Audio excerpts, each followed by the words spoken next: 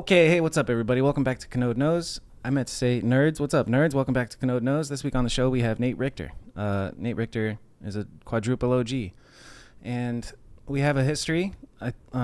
We get into it in this episode, but he's just been the man, and hell of a life story and hell of an outlook on life. So I'm grateful that he was able to come out to the place that I was staying in LA, and we made this happen.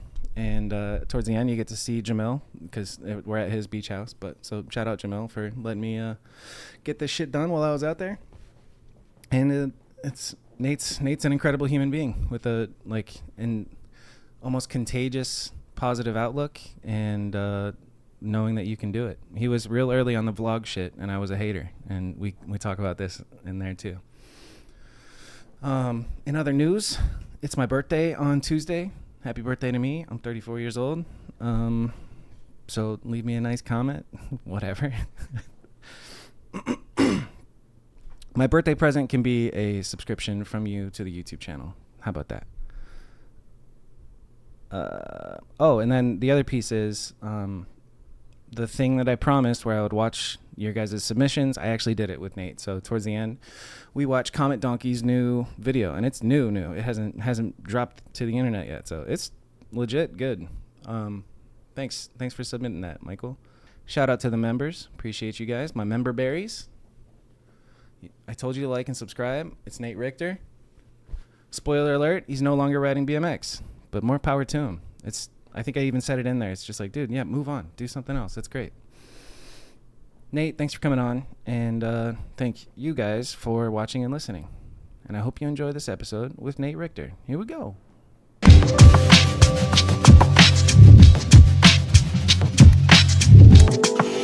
Kanode Knows.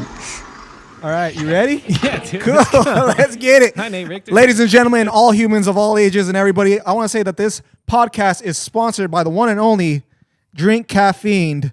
Drinks will be available in about 12 weeks. This is my tea company. Those are the sample the cans. Sick.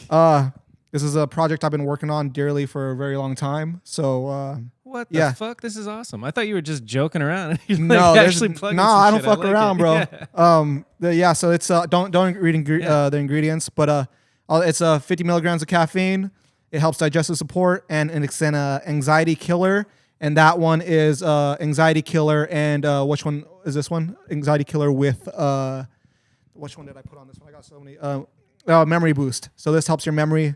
I like it. I've been working on this. Who designed it? I designed all this. I designed the Nice. can, working with Eben Fisher as well, and my buddy Steven.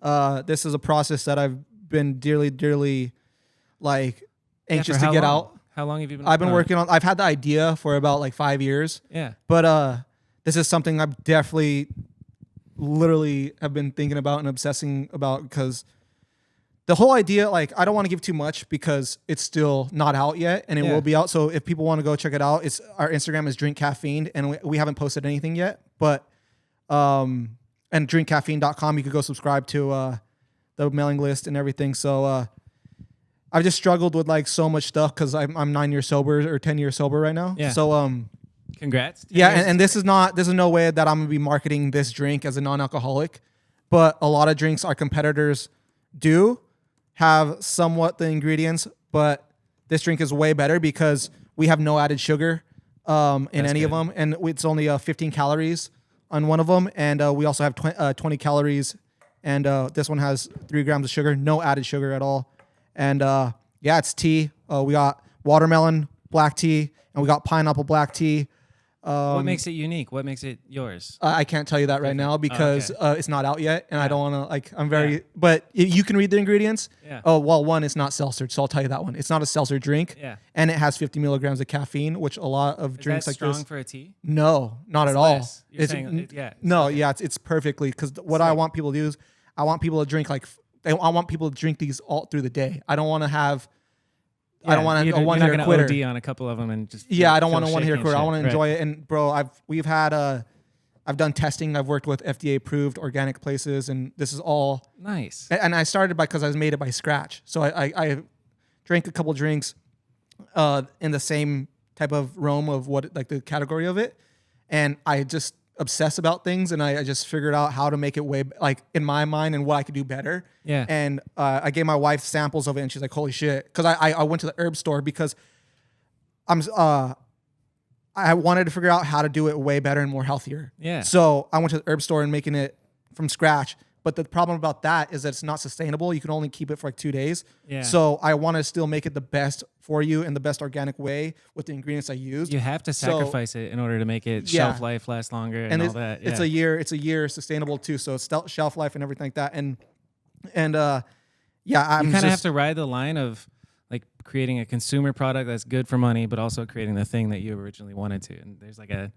sacrifice that you have to make, because like ideally it would be that version where it like goes bad in 2 days or whatever, and it's like exactly what you want. most definitely. And this is like something that I want to be massive. Like I want it to be like a Liquid Death or like a Yerba Mate. Like I don't even want to name the competitors, but when it comes out, people will know my competitors, and I don't even want to be in that that category. I'm a tea company. We are a tea company. Sick. We're a tea company, herb based. So yeah, man, drink Cafiend. It's just literally. When you say we, who's we? Who's behind this? Me and my partner Steven, we've been working on this as well, and Eben Fisher as well. He's Eben's great to work with. He's done like pretty much everything. I've worked with him forever with all my art direction, and like super talented. I come with him with an idea, and I kind of lay out like a platform what I want him to do, and he like just understands it. So yeah, I really. So what's if you're a partner and Steven's a partner, what's your role and what's his role? I'm a co-CEO, and I'm creative, and do all this. Like I'll do all the marketing promotion, and promo interviews. What's been the hardest part of the process up until now? Literally everything, bro. Like it is because how we are. There's so many ingredients. Yeah. And I'm not gonna give away. People could pay me if they want to know how, like, I consult for them. Yeah. But literally, it is so hard. Like it's a lot of money too. Yeah. So you get a drink made. That's all I'm gonna say is you get a drink made, but that's only the start of it. Like there's so much on.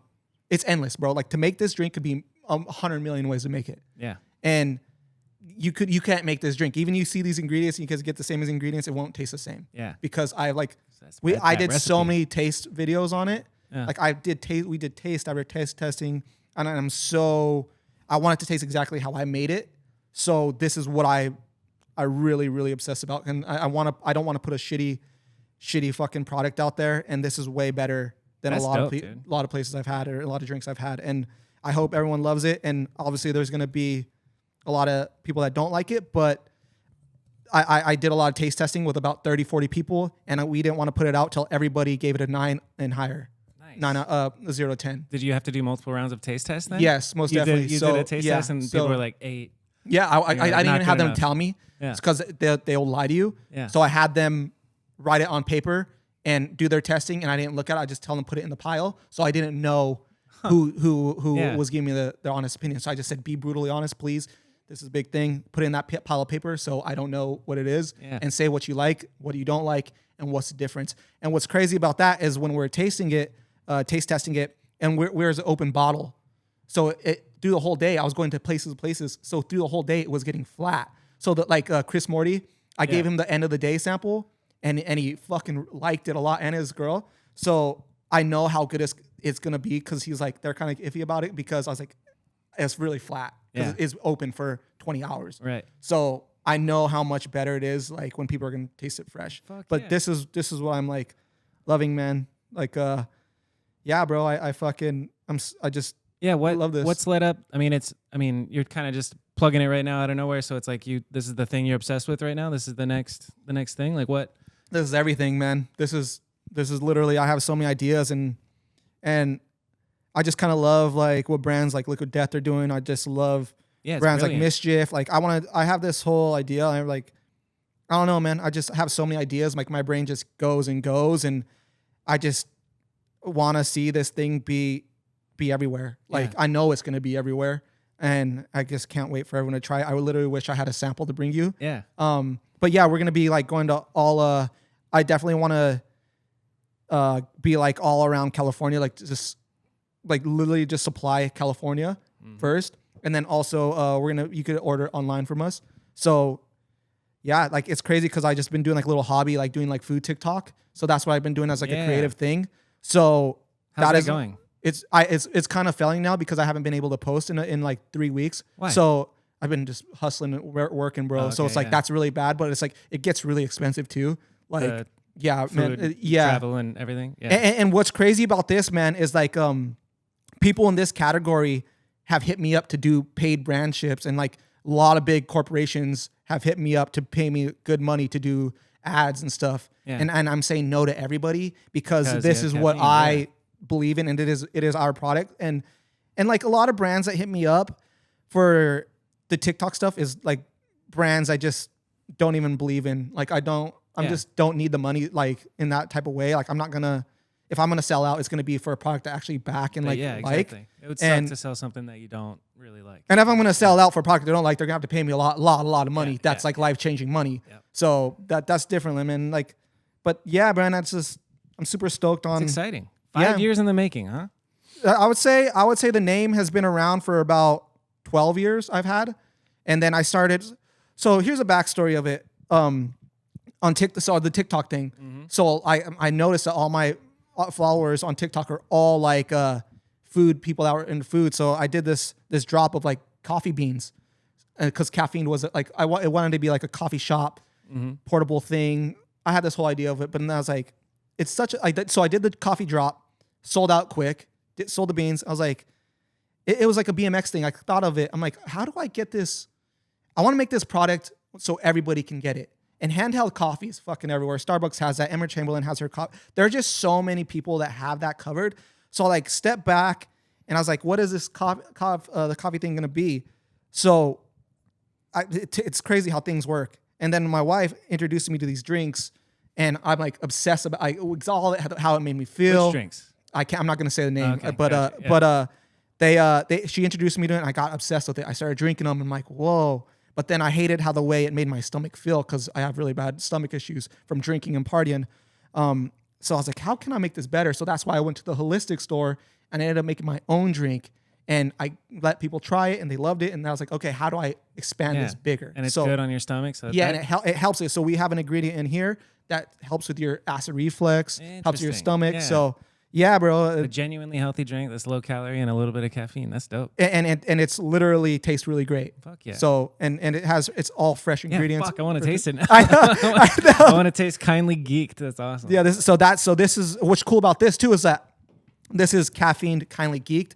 So once we start getting popping, we could do like a one for sleep, or like one for like Kindly Geeked is to get up and go out. It's kind of like your day to day, like go out and go to the bar, like or go out, go skate, go ride, go do whatever you do, and drink through the day and get through work and feel good, man. And yeah. So what's next? What do you said you're waiting on something? So we just got today. Actually, we just finalized our contracts with the suppliers and everybody. Damn. So now we're waiting on all the shit, man. So what does that look like, finalizing a contract with a supplier? Are you just doing a DocuSign over email, or are you literally writing something in person? Well, I'm so in tune with it that you seem hands-on. Yeah, I'm very hands-on. So I had to go. I went to all the warehouses. I wanted to make sure that we're working with the best people, the best investment for us, but also doesn't lose the quality. So I like to see people's track record and everything like that. So I went through that. I went in there.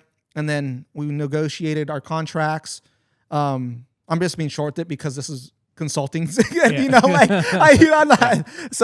it's just a lot of work and it's dope. So like if you want my time, you gotta pay, bro. I'm sorry to say, that's just the way it is. Yeah. Shit ain't free out nowadays. But if you want to start a drink company, hit me up. Hit up Nate. I got you in every aspect, and it's not for the easy. And then shit. I went to the world's biggest trademark Expo West. And I met a lot of cool people, man. Expo West? Yeah, it's like one of the biggest food festivals, and like it's like Interbike. Yeah, for natural products. That's but cool. Way bigger. Like think about Interbike times 10. Yeah. And so I was exciting. just walking around, meeting people, and everyone was like tripping out on like the hoodie, like caffeine. Oh damn, like caffeine. What's like CA fiend, like whatever. Like, it's like some people like kind of like don't really know how to take me sometimes because I kind of like out of place there because it's very suit. Yeah. Very suit. So people always be looking at my name tag and like, what are you doing? Like, blah, blah. Are you like, supposed to be here? Yeah. Like, are you supposed to be here? Like they legit look, let me see your tag before talking to you, which is fine. I understand it. It's business. People ain't trying to waste their time. But I was just doing like a little bit R&D. So I just want to get to know people, know the industry, and I obsess about things, and I just like to see what is going on in the world. Seems like a dope industry to get into, honestly. It's very political from like any industry. Yeah. But I know what I'm in for. Like I've talked to some of the biggest CEOs of really big brands, and they're like they try to like downplay, like down talk, like are you not gonna succeed, or like it's like a hard business, you know? Like I'm competing with a lot of people, but that's fine. I've been since born, I've been fucking grinding since. Been against all odds. I'm just trying to do cool things and like that I think, and like also that's really cool and good for you, you know? It's very cool. So when you say it's political, what do you mean? I mean, not literally political, or just it's a lot of corporate cool kids and it's corporate cool people, bro. So like what's stopping all Monster Energy drink or a big brand has to do is just look at this and rip it off and like make it and cut you out. Yeah. So like now you see like Liquid Death and you have Monster Tour Water. Monster has been doing Tour Water since Warped Tour days. Yeah. Like, but now that they probably thought there's no, I'm just assuming that they thought there's no market, and then they see Liquid Death, and now they're like, fuck, they probably shot themselves in the foot, and now they see how successful that is. But that comes also with the knowledge and people that they know. Like he has his own branding, you know, he did something very cool, and like Liquid Death? It's really cool. So I love that. Like, have you like looked into his story closely? Yes, I haven't. What made it different? Like, what is briefly the story of Liquid Death? Like, you're selling water in a can, you know, but like, what did he do that you're gonna marketing, emulate? bro? It's all marketing, and he has like a huge marketing background. I would love to like get maybe mentor him, be mentored by him would be really cool. But I think just having something to work for, bro, because like I don't know if you know or anyone knows that I quit riding BMX. And I haven't ridden like 3 years. Yeah. I remember we talked about it, but definitely not like publicly. I don't know. Have you announced it? I mean, I don't really know if anybody gives a shit, but I know a lot of people like post. A lot of people like, give a shit in it. I mean, I mean, like, but I just like see like people talk shit like we don't give a fuck about this food content. Where's your riding? Like I can see that. But I don't care because like I could care less because I've been getting hated on since ever. But I like, but. Yeah, I've just been struggling with so many, so I just been burnt. Honestly, like, I got so burnt out on BMX, man. Like, I've been riding BMX since I was like 4 years old. I was sponsored by Schwinn at like 5, and That's crazy. Didn't stop. Schwinn I've been 5, professional, being free bikes for my whole life, getting paid, all this shit. So it's like, I've been here since like 95, you know, like in BMX. And that's crazy to think about. But like, 95. People don't, that's not, nothing to like Chris Muller, like that's whatever. But to me in my timeline, I honestly like doing the come up, doing on some shit, doing my own things, doing the vlogs, doing everything, being like I just got literally burned out on it. Yeah. And like doing Golden Days and doing the store and like literally it's like, I don't know, man. I just got to a point where I'm getting older and I just got over it. Like I just got to a point where I didn't want to watch any BMX videos. I just kind of getting like salty and like, I don't want to be that person. I don't want to be salty on something that I owe my whole life to. Yeah. And that's helped me through everything and met the coolest people. And I was like, even looking at it to this day, like I want to see the industry succeed or whatever, but I really don't care what Garrett Reynolds is doing. I really don't care what anybody like the coolest new trick is. Like, I don't care. Like, and I think that's natural. I think I think it's weirder and rarer if you just like stay obsessed with one little thing your whole life. Like it's really healthy that you're like moving on and going, like just going to Expo West. That sounds amazing. I just watched a video where you went to Complex Con and I watched your video about the Golden Days shutting down and shit. And it's good that you're exploring other avenues. It sucks that it's an injury with the riding. Like, but it was everything. So it was like burnout plus it's injury. Just burnout plus injury plus no motivation. Like I just saw where Golden Days is going to be at. I just didn't want to be. I want to be for the masses. Like BMX is such a cool niche thing, and like if you have a 9 to 5 job niche.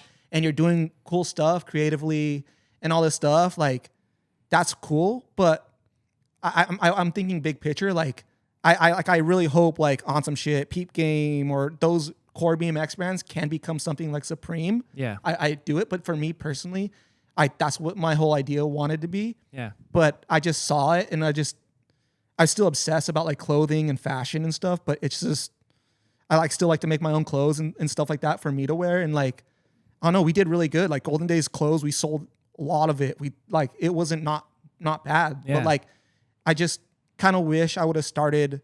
I don't say I wish because things happen, but instead of starting the store, I should have just started my own BMX company. But then I look back at it that now after COVID and all that shit, I would have probably screwed myself because even like the biggest brands company during COVID screwed themselves. COVID was crazy, bro. Yeah. We were selling insane amount, cashing out, bro. Yeah. And so I got in at the perfect time and I said, see ya. So it worked. I cashed out, bro. Like it was crazy. Good for you. And it's so stoked. But like even like you just see big companies that I hear from the industry that they're not gonna make it. Like there's bad and they're filing bankruptcy. And I just it sucks because I love BMX and I want to see it become this whole big thing. But I'm glad that it worked itself out because I would have just burnt out, would have hated even owning a BMX company, all this stuff. So and then I'm sure at a certain point you just get stuck and you're like, fuck, I guess I just got to keep my BMX thing going. Yeah, you know? and like that's and I get older, bro. Like I don't hang out with no BMX riders. I hang out with like 99% by myself. Like if it sounds weird. This is my time. I'm talking today in my life this year. Like I'm not saying in a couple. I'm speaking now. Yeah. My time, bro. Like is so. I'm valuing my time to people I hang out with and like people that have ambition or like have things. That's who I want to hang. I don't want to go to fucking Cherry Skate Park. Go see somebody drink a beer. Go ride a alleyway. Like no, that for me that's just not it for me. Like I saw that. After like a long time, like 3-4 years ago, I just wasn't stoked on the skate. Like it just seemed stupid. Like I was just over it. So I got really into jiu-jitsu and got a new, but the injury, like, dude, it was crazy. Like 2 years. Tell me about the injury. What is the injury? Well, I've been dealing with back injuries for a while now. But I got in a car accident. I got T-boned and like, that messed it up. And then, just a lot of things, man. Like just, how did it the mess car it up? accident just did it to me. Yeah. So what is it?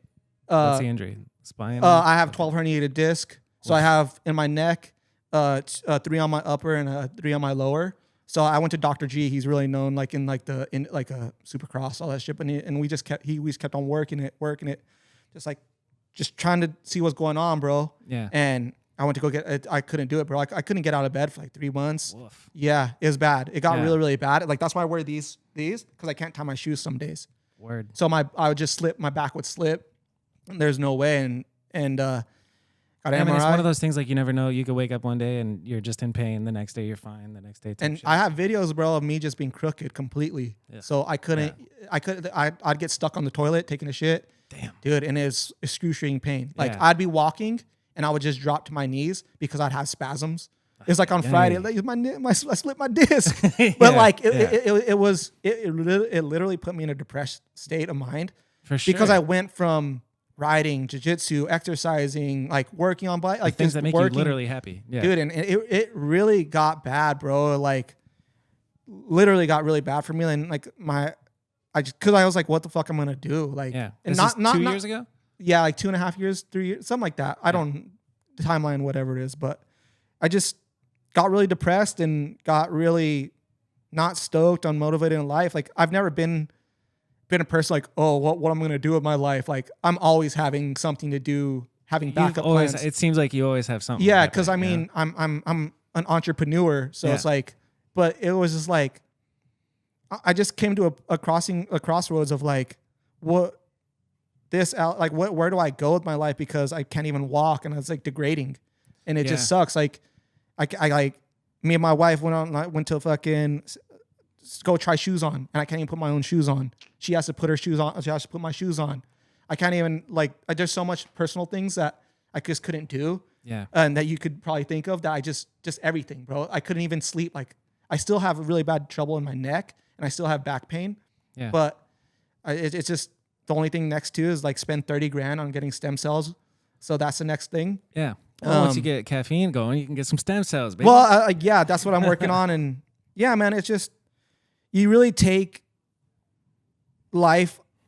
I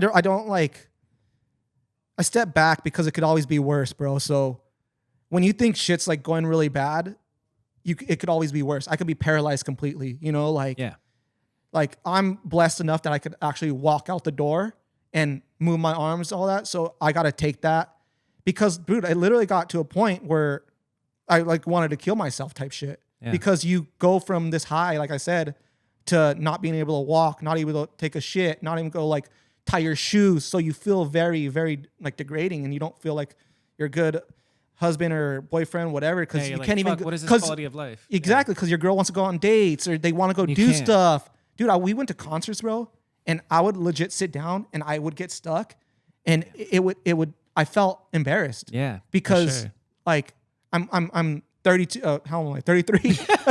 Well, I was at 30 at the time, 31, whatever age. But like, you know, I'm like I can't even move, and you just it sucks because I felt like I was just holding her back.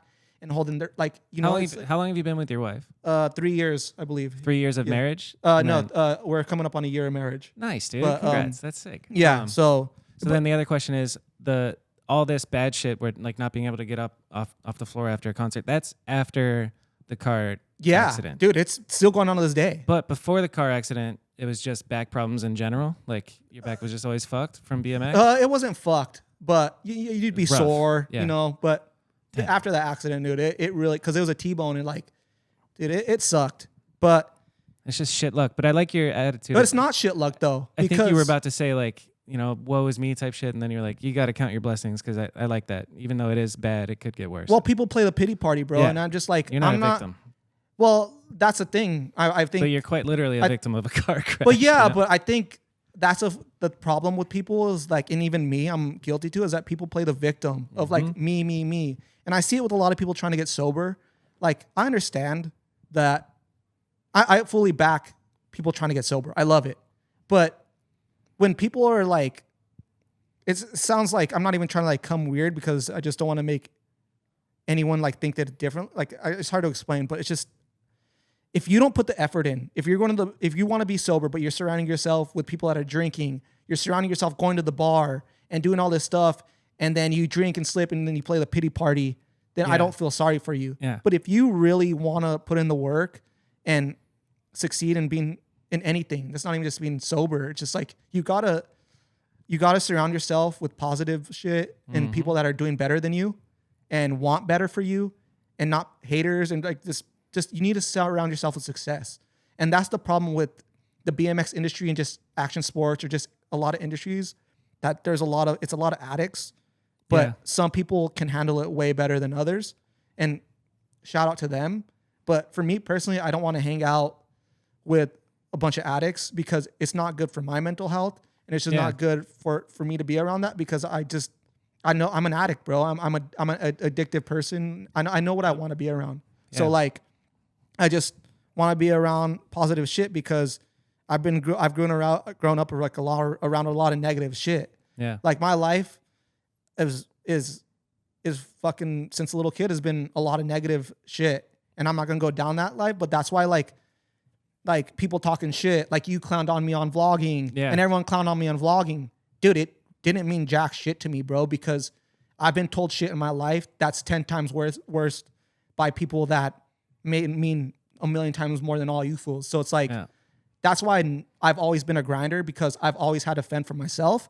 So that's why I think like I've never felt for like playing that pity party card, because if you want it bad enough and you surround yourself, you got to layer that shit with positive shit or think of a way to become better, because it's not going to happen. Like you need to work on it. And that becomes with everything, with your relationships, with work, with your mental health, everything, bro. And I'm learning that every day. Yeah. So like so many fools, and I don't even like to give like praise to it, but like hate on the vlogs or what I did. Yeah. But now all those fools hating on me fucking are doing it themselves now. The same shit. But I don't know, understood why these, I don't understand, but I don't give a fuck why. But, and people are like, oh, well then why you bring it up? I can take a guess. But it's like, bro, you got Monster Energy drink, you got Vans, you got Oakley, all these sponsors, like all these dudes that are making livings, bro, that have it set out for them, worrying about me, that's fucking getting a little paycheck,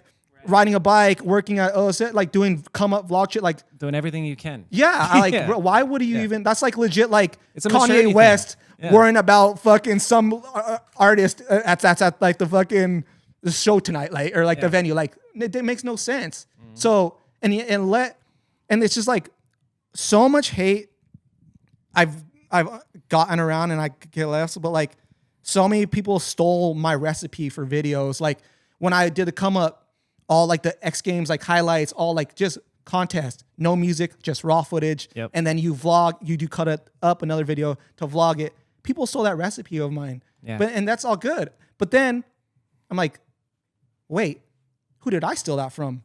Right. So then I had no idea. Then I look at Mavrocam, and that motherfucker has been doing that shit since the 90s. He just never had a place to put it. Huh. You know what I'm saying? Yeah. So Mavro has literally one of the best, coolest YouTubes ever from OG contests from like 1990 and 98. So, you know, it just kind of reworks itself. Yeah. But that's the thing, though. People want to claim all these things, but like somebody's done it. That, but yeah, nothing's original. No, nothing's original. You just got to real. see. You just haven't seen it. Yep. So that's the thing, man. I think if you focus on like positive shit and just worry about you and worry about cool things, and that makes you happy or anybody happy, that's all that matters, man. Because at the end of the day, nothing fucking matters. Like, truly, as long as your happiness, and that's the problem, bro. Is like, I've struggled a lot of. I've struggled with happiness.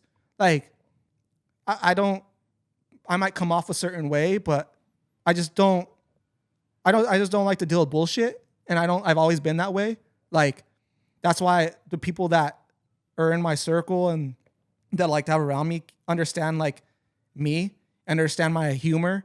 Like, that's the thing though. My humor is so weird, and I'm fucking weirdo, bro. I'm weird, but I don't. That's just me. Yeah. I'm me, and that's what's cool about it. And like, people that know that, fuck with me, and that's all I need, man. Yeah.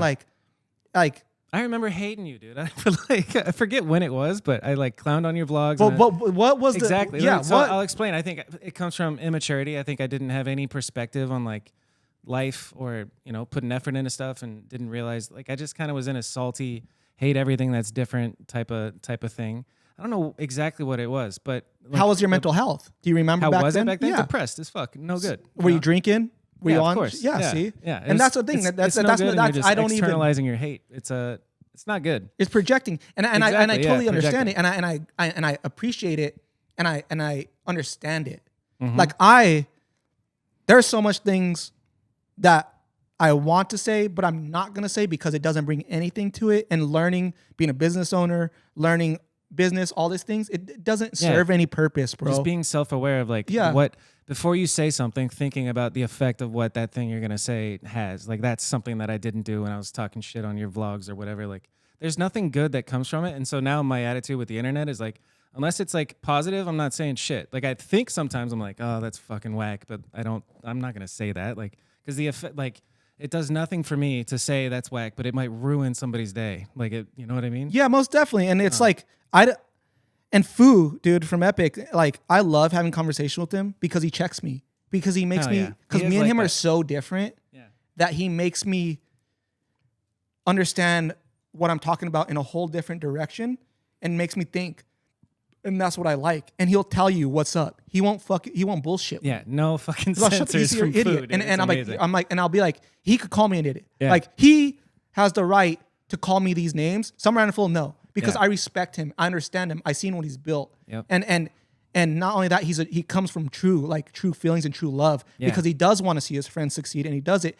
And me and him don't agree on a lot of things, but I understand it on how he could see from like I said, from other directions and how it could be seen that way. So I like understanding that. Yeah. And me getting older, like, I've heard a lot of people, bro. I've done a lot of fucked up things like I'm not proud of, like, just things but that's life, you live and learn. And me trying to get better with just thinking and doing things. I don't want to hurt anybody. Like, I don't want to be a messed up kid. I don't want to, like, I just want to be better, bro. And I don't want to I just want to bring positive times when I can try. But like everybody, I do struggle with negative thoughts. But that's something, that's just the bitch in my head, like, and not saying it's a bitch. It's just me. I'm calling it a bitch because it's like, I don't want to think like that, but it takes a lot of self-care and self-thinking and kind of because observing will still happen, but like observing is the right word. Like, you observe those thoughts, but you can let them go. Like, you don't have to, those thoughts are not who you are, but your brain will have them, and you can just be like, all right, next, swipe over to the next thoughts, which is badass. One thing that I do like I always have respect, or I'd like to. I was probably a little shit, so I don't even know. I can't speak for 7 years ago me, but my perspective now is just like, you're doing something fucking awesome. Like that's what's cool. Doing shit, creating stuff, trying to be positive and move in that direction is cool. Like it's pretty stupid to hate on somebody who's trying to do anything. And so I don't know. When you were talking about that earlier, I wanted to say it, but I don't think I did. But just doing shit is cool, and surround yourself with people who are doing shit is the move, especially when it's in the right direction. Because some people, yeah, I guess you could do some bad shit, you know. Well, a lot of people. That's the thing, though. It's like people will always have the fuel to hate on something that is going in a positive direction, or like because it's me. I might just have a hateable face or something or whatever. I don't know. I don't care, but I really don't care. But it's everyone. If you're doing something like. If they really want to, I'll give them a reason to hate me, motherfucker. You know what I'm saying? But I'm not. I don't like. I just want to do cool shit and what I think is cool and what I hope people like accept it and want it, and like not even this, man. Like anything I create, anything, yeah. Just anything. TikTok videos, like I get, like I said again, and so much bullshit. I don't care, bro. Like just if everyone's comments like meant something, I would have stopped. 13, 14 years ago when I started that shit. Yeah. But no, motherfucker. Yeah. I got my own house now. I got my own car. I ain't sleeping on the couch. Yep. I'm doing me, man. And I'm getting happier each and every day. And I want to get better. So like that's all I'm saying, you know? Yeah. But dude, you have to build up a thick skin to do what you're doing because you're constantly putting yourself out there for that. And the internet's a fucking very I love it. place. I love it. Like it's crazy. The internet is cool. I'm obsessed with it. I love it, and I understand where it all comes from. What a time to be alive. But yeah, and it's like it's our jobs. You know, it's like our job is social media, all that stuff. So I understand it. I love it. I like Adam22 is a master at it. Yep. And he gets so much hate, but we're talking about him now. That's part of the game. Yeah. 30 million people are probably talking about him today. Yeah. But hey, he's crying to the bank, like literally, and not saying that's everything. Like whatever they're doing, I don't know. I don't understand. That's not my business, but. It comes at a cost for some people, but at the end of the day, if everyone's happy and people understand each other, then I'm all for it, you know? Like, and that's one thing that I owe all this, not all of it, but a lot of it to is Adam, man. Like that guy literally, I can never talk shit on him because he helped me out so much. I came here and he gave me a place to stay and put me on. I worked for him and gave me job after job. And when is this? When did you come out here? I've been here for probably about 13 years now. Right now. Probably been here 13 years now, but 2009? Yeah, no, Morgan. 2010? So yeah, I came down, Morgan Long, Josh Delcorn, Cement Face, House Eben, everyone. No shit. Like they helped us up. Yeah, they hooked us up for a month, but then that month was over because I came down with Chris Mortensen. And Wes, I think Wes was with us too. But Marty Nate and Wes making a big move from New Mexico. Yeah, man. Well, that's the dream. That's the thing. I'm a dream chaser, bro. And will you tell me, because I personally don't know that much about your youth, and I've never really heard or talked to you more than fucking 10 minutes in passing. What was your life like? Will you give me the, at least abbreviated spiel of what your life was leading up to leaving New Mexico, and then just tell me the story? Growing up was racing BMX, bro. I was obsessed with it. Got into my cousin Angelo, got me into it. He was in the trailer next to me. I grew up in Albuquerque, New Mexico, in the North Valley. I played baseball for 2 games, and then there was a huge fight. I played t-ball, and there's a huge fight that I remember, and everyone just fighting, and it just wasn't for me. Like I hated that shit. I've always hated, like not hated, but just never been into team sports.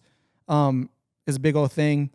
Cousin saw that, took me to the racetrack, Duke City BMX, and then was there, Duke City BMX from obsessed. From there till I was like 11 years old, I was like NAG number 2, NAG 1, sponsored by Schwinn. NAG means national, so I was like the best fastest in my age. Yeah, I was number 1, number 2, I forget, but had the NAG play. ROC won. I won my first Grand Nationals, every Nationals, and I was just getting hooked up by Schwinn. I was racing these pro power light riders and like all these kids, like Chad Curley type style kids that had these full rides and shit. And I was on Schwinn, like John Paul Rogers, shout out, that motherfucker hooked me up, grinding me. So like that's all that mattered, because if I could save money on bikes, that's all that matters, bro. And my mom, I'm a single mom. I have no dad. She hustled, bro. She worked, but all she had to do really was take me to the racetrack because everything I got, my skills paid for everything else. So that's all it was. And then, do you have any brothers or sisters? no, I don't have any brothers or sisters. Gotcha. I'll have Kenny. Kenny's my brother. Hell yeah. Kenny Garcia. Yeah. AKA Not Hartford literally Boys. though, but No, he's grew up literally my together? brother. Oh, word. Yeah. He's Okay, literally cool. my brother. That's a whole story too. Like that's crazy. I'll be in like my book or some shit. But Okay. I'm skipping over a lot of things in my Okay. life. Yeah, of course. But I rode bikes. Got obsessed. When did racing switch into freestyle? Around 11 or 12, I saw the competitiveness again. I was winning. I'd beat these kids, bro, and I'd see their dads beat the fuck out of them. Literally beat them up for me beating them. Like Damn. I would. Race dads. Yeah, dude. and then that like whatever, and it sucks. But I understand like people are competitive, but some people don't reciprocate as others. Yeah. But like, that Dude, to sucks. fucking hit your kid for coming second place in a race is crazy. To me. I mean, It's so crazy. it's that happens more than you think, man. Yeah, I'm Especially in sure. like competitive sports. Yeah. Like I think I'm not. This gonna, is my everything, you little shit. Well, Fucking win. you see Tiger Woods, you see LeBron James, like you see That comes from the psycho Nigel parents. Houston. Yeah. Like I don't know if they're dads, I don't know whatever their stories are, but Garrett Reynolds had to get some motivation. Tiger Woods had to get. I don't think they're just going to skate park. I'm assuming that they are just getting dropped off at the skate park and became that good. Yeah. I think there had to be a motivation. Somebody, maybe not their parents, but there had to been a motivation of you have to be better. You have to be this good. Have to. I know for a fact by seeing the Tiger Woods documentary, his dad was on his ass all day. Yeah. And they'll not. Kobe Bryant, all the greats have to have something like that, in my opinion. Yeah. Doesn't have to be If it's not a parent, it's something. something. Like something is it wrong has to with be that kid. some you know? type of thing that grinds because you just don't get that good. Yeah. Because it's not really healthy to be that good. You know Yeah, what I mean? man. Like it's not a balanced, healthy, happy life. That's just my thought on it. Yeah. Forgive me if you think wrong, if I'm wrong, but whatever. But yeah, man. So I saw that, got competitive. I was already done. I've already saw where I got. I topped out. Nothing really mattered to me anymore. So I got on Are you my saying race you bike. got not competitive or you got more competitive? No, I was winning and not being competitive. Okay. So I you were just like, this is fucking easy. I was don't over care. it. Yeah. I was burnt out. But when I'd go to like nationals, I remember in Phoenix, there'd Black Mountain Nationals. Bro, there'd be Brian Foster, Joey Garcia, Corey Nastasio, Todd Lyons, and they'd build every year. They'd be a KOD, so they'd go there, build a dirt jump. They'd put build a fire in between the jump, and bro, I would just be obsessing, looking at them building their jumps, and I didn't give a fuck about the race. I just loved their lifestyle, dude, of them partying. They're with they had chicks around them. Yes. They're smoking weed. And that is, bro, like that's one thing growing up, I was obsessed about like the party life. Yeah. Like I obsessed about it because I grew up around seeing that a lot. So I obsessed over it, bro. So seeing these dudes that are just raw, sick, cool, and they're doing tricks, and like I was just always looking at them. And sometimes I would even try to get my courage to even jump the KOD jump on being little. And people, I did sometimes, but some of them were big, bro. And that's why I was like, dude, I want to do whatever these dudes are doing. I just remember Corey Nastasio. Yeah, that's bro, what I was just thinking. Like, you shirts saw off, Nastasio back, in same person? Corey Yeah. Nastasio, dude. That's so crazy. And like, it's like seeing that, man. That. I was like, that's what I want to do. So I got really into that. So I quit doing that. I put pegs on my race bike. I went to the skate park and bro, Los Altos, and I got so much hate by the locals. Because you were on a race bike? I was that race kid. Everyone knew, oh, that's Nate. That was in Schwinn, rode for Schwinn. Like, bro, take that shit to the racetrack. Yeah. And they just hated that shit. And Get out of here. You're different. yeah, dude. exactly. So I actually quit riding bikes for a little bit and I started skating. No So I shit. started skating for like a year because my brother Kenny, we all just quit riding. We just started skating for a little bit and I got really into that. And then Schwinn sent me a Joey Garcia complete bike. I was like, hey, I want to start riding again. So they sent me a 20-inch and I should have been on like a 16-inch at the time or like a 17, like 18-inch or whatever. But I started riding that, dude, and like just started riding, going every day. Skate park? Yeah, at Los Altos, bro. I grew Fuck up there. My mom was just working all the time. I never did good in school, man, because even through elementary and all that stuff, I was traveling every week to go to nationals and just doing that stuff. Yeah. So Yeah, that's what a wild like childhood. Being like a pro or not. Well, yeah, pro racer kid and not and falling behind in school because of it. That's interesting. Yeah, and but I've never had no interest, even to this day, to like if I don't like it, I don't even care about it. Yeah. Like I just have no interest in it. I probably have autism, but I obsess about things, and I just go to the skate park, go every day, and people ended up starting being cooler with me. We form a group, and I just start writing, filming. I start filming videos. When and what was it? What was your first video you started? We started Fishing with Dynamite. I helped Will Miller. I don't know if you remember Fishing Will with Miller, Sam Dynamite. Miller, but I helped them do that shit. But yeah, I don't even think those are even on there. But For Dynamite? Fishing with Dynamite. Yeah, fucking. There's a lot of good riders, man. Vidal Vigil, all those dudes. They're Albuquerque, New Mexico. Vidal Vigil, Matt Gannon, Dorian Blanco. That's like the whole crew I grew up with. And then, eventually I became like around 14, 15. Wes McGrath and Alex Gonzalez and Wario, R.I.P. All Carrasco, the heads, dude. Yeah, rest in peace, Clay, Robbie, Zuka. How'd you meet them? Did they come out for Double Ditch or something? No, the homie Lee, he passed away, R.I.P. He was at the skate park, bro, and This is you. Or no, this that's is, Dan Brockett. Yeah, but not you. He's actually a professional Did you drift film racer. this? No, I filmed. I might have filmed a couple Like you were tricks. part- I just you were a helped part film of this it, yeah. shit. Yeah, but yeah, man, it's Sorry. I think this. Yeah, it's all good. Yeah. But yeah, How'd you meet Clay and Robbie? they pulled up to Alto Skate Park and like we started talking this shit, and I think I got his number. I hit him up when I go to like Fort McDowell, and then we started linking up. And my mom, we just kept in touch. My mom got cancer, so I ended up just going to Phoenix with you guys. You were even some of the videos. Like when I was in Phoenix, that my mom had cancer, so I was there with her during the whole time.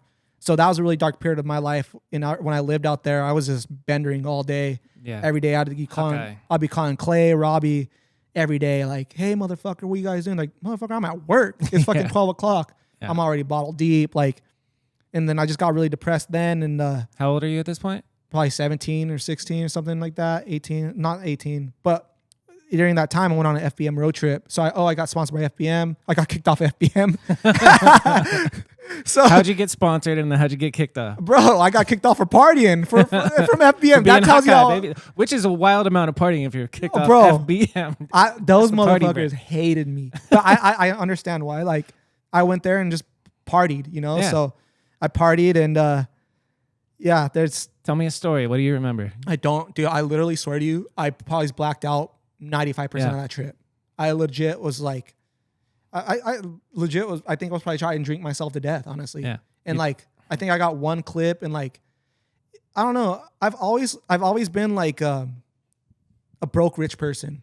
So like, even going on those trips, I didn't want to sleep in the van. Like I've never wanted to do that shit really, you know, like I wanted at least a bed or something, like a hotel. And those trips are just rough, bro. Like camping. I like camping, but one day is cool. Like, I don't know. That's cool when you go in the right circumstances. Now I would enjoy it because I would do like cool nature. Like I would be more of an adult about it and like appreciate stuff. Camping when you're that young is just like, all right, where can I fucking sleep? Some people love it. Like like Adam McCarty, that's like the Boy Scout. Like people do love it. I understand the age, but I was just at a point where I just wanted to drink, fucking hook up with girls and just go to the bar and just do shit. So that wasn't, I don't know, man. It's a weird time. Like, you know, when you like have songs and stuff like that, you kind of think about and brings you back to bad times or just not good times. Like, oh fuck, I remember being super sad. But you learn through those to be better, and it gives me. I have nightmares about like drinking and stuff now, like waking up hungover and stuff like just that. Like, especially with the pressure, not pressure, but like the accomplishment of going 10 years, and then you have that dream, like, oh fuck, I drank. No, fuck, you know. Yeah, I literally. I could be around it all, bro. I could be around all the drugs. I have no urge to. Like, good for you. Yeah. There's no, great. Again, like I'm bringing it back. I don't want to be around it because I have no urge to be, because it serves me no purpose at all. I don't care about going to the bar. Now, if the bar has a Michelin star chef or a dope menu or some good food that has something that I like, that because I value the art of food. I value the art of things. So I want to go do stuff like that. Like I want to go out with the homies. They want to drink some beers. Let's go to an art show. Let's go see like a cool art show. Let's go to go see some music. Go do some cool things, man. Some legit stuff. Because like you realize after a certain point, you're just like, the chemicals of alcohol isn't the cool thing. You know, it is when you first start. It's just like, let's just get fucked up and do nothing. But then this episode is brought to you by Unity Ride Shop. Unity Ride Shop is Phoenix's best BMX store. It's off 43rd Avenue in Bethany Home. It's rider owned. They put on local events. They sponsor a bunch of riders locally. And they're doing the type of stuff that a BMX scene needs. They're filling a lot of holes that we didn't know we had in Phoenix. So it's pretty dope. They just had a jam in Chandler not too long ago. Helped me out with putting my bike together. And it's a fun time hanging out in that shop. I filmed some there, so I'll put some B-roll shots over this. But I like Unity Ride Shop, and you should too. So next time you're in need of some BMX stuff and you're in Phoenix, go to Unity Ride Shop. 43rd Avenue in Bethany Home. Back to the show. I love Burn Slow, and you will too once you go to burnslow.co and buy some stuff. They've been supporting the show for a while now, and I'm super grateful, and I legit wear Burn Slow shirts 5 days a week. Burn Slow is a rider-owned media and clothing company. They support some of the dopest riders in the game, specifically Casey Starling. He's amazing. Fuck, dude, what do you say about Burn Slow that I haven't said? You know what I'm saying? Get this shirt. It's fucking sick. Get the fruit shirt. I love the fruit shirt. I just learned from Brett Silva that they partnered up with a local nonprofit to give food away and made that fruit shirt. I didn't know why the fruit shirt was made, but it's so dope. So I wore that for weeks without knowing what it was, the story behind it, and there's an amazing story behind it. So I don't know. Burn Slow is dope, and you should go to burnslow.co and support them since they support this show. Okay, goodbye. What do you have to say, Trip? You like Burn Slow? Yeah, Dad, I fucking love it. That's cool. All right, have a good day, guys. Have a good day? What the fuck? This episode is brought to you by Dance Comp. Dance Comp is the world's largest BMX mail order, and you should order your stuff there. I was checking it out, looking at this Colt chain. It's a pretty nice chain for half the price of some other chains. No shade. I wonder what the difference is. $60, $30. I digress. Dance Comp is where you should buy your next parts that you need, and you should use promo code Kanode to get 15% off. Thank you, Dance Comp. Look at this shirt, dude. Get the hell out of here. All right, back to the show. That gets old, dude. And then your body's I had a problem, dude. So it's like I was drinking through like issues that depression, anxiety, alcohol was helping me through that. Like, bro, I've almost died so many times, literally, like drinking myself to death or getting hit. Yeah. Getting hit by cars. Yeah. Fucking trying to commit suicide myself. Like, I've done a lot of things, man. Yeah. That are just dark, and I know a lot of people go through that.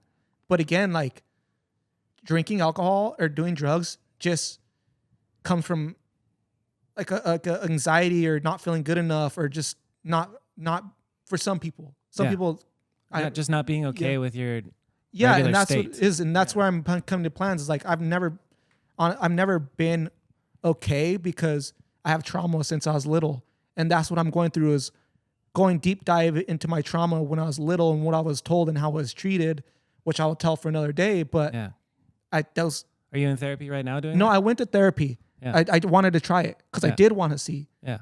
But for me personally, I felt like the therapists weren't understanding me. Like they don't, because I'm a deep thinker, bro. Mm-hmm. So not saying I'm better than anyone or whatever, but I want to talk to a therapist that is like 70 or 80 that has a lot of knowledge that can kind of like a foo, not a foo saying he's old, whatever, but like I want to see it from a different perspective, because I do spend hours thinking on why I do these and why I do the things I do, because I don't want to do these things. And I'm doing so much better at it from self.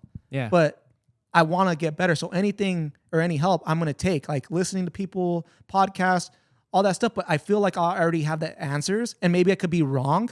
But I just want to be the best person I can be, like loving. I want to be the best friend. I want to be the best husband. I want to be the best everything that I can be. Yeah, fuck you know, like I want to wake up in the morning and be stoked, because I never had that. Yeah. Like when you grow up around shit like that, for some people, it just doesn't work. So I want to be, I don't want to bring so what does it look like the toxicness. Yeah. Definitely not the toxicness, but like when we're talking about therapists, because I'm skeptical about therapists too. Like it's not, therapy is good, but it is just talking to one human, and you can suss out whether or not this is the human to help you with something. I was there. You know. So what are you doing now instead of therapy? That you said you're looking at your traumas when you were a kid and like really diving into it. Yeah. What are you doing? Well, I'm thinking of like, I'm not going to say, but I'm thinking of things that happened to me and Right. things like, so I'm like, and I'm like, that maybe it's like a math problem. Maybe this is why this is equals that. Yeah. And what can I do differently that triggers me that I'll try to avoid? Yeah. So triggers are a big thing. Yeah. And that this drink is an example of being somewhere and a trigger got me. So I wish I had something like this that I can have that I didn't feel left out or like I wanted to feel like I was included or something in some simple as a drink. Yeah. And it sounds corny, but it's honest truth. Fuck like yeah. when you're going out with your friends and again, you feel like crippling because you're just standing there like, oh, I'll have a water. Like Right. you don't feel included. Have a club soda with lime. Yeah. And like, I think that's a big thing for me is like being neglected as a kid. I do love attention and I do love things. So I think that's why I do love interacting with vlogs and stuff because I am kind of like I want to help people, bro. So I think like talking to people through vlogs and just talking through people on Instagram or just talking to people in person because this is a lost art. People don't do it anymore. Yeah. And some people are prone to not share as much in person that they are to like, if somebody listens to this, they might open up about their situation. Right. But that's why I've been doing like a lot of art and stuff. And I do a thing called like Smiley or Ugly. And like I tag Smiley or Ugly, but ugly has nothing to do with your looks or anything. It's like in my head, it's like smiley or ugly. Like you have ugly tendencies of like anxiety, depression, all these things that some people call ugly. Yeah. But once you embrace it and kind of like accept it and try to make it bettering yourself, then smile at it because you're trying to get better. That's all it is. You see what I'm saying? So it's like, and it's just, and people grew up, good home, bad home. Everyone has trauma and people handle it differently. And mine's is addiction to a lot of things. Mm-hmm. And I could say right now today is I'm very proud of what I've done. And I still have so much more work. And I always want to keep working on myself. And little things, eating better, going to the gym, exercising, walking your dog, having a healthy relationship with yourself, having a healthy relationship with your loved one, having loving love. Corny as it sounds, bro, is the cure to everything. I feel like for real, because it makes you want to be better. It makes you want to put out or not put out, but provide for or just help see them grow. It's a beautiful thing. But I understand that too. Some people might watching this like come from a broken home where they get beaten every day, and it's hard to see that. So what do you say to them? I was in that. I've been in a lot of situations.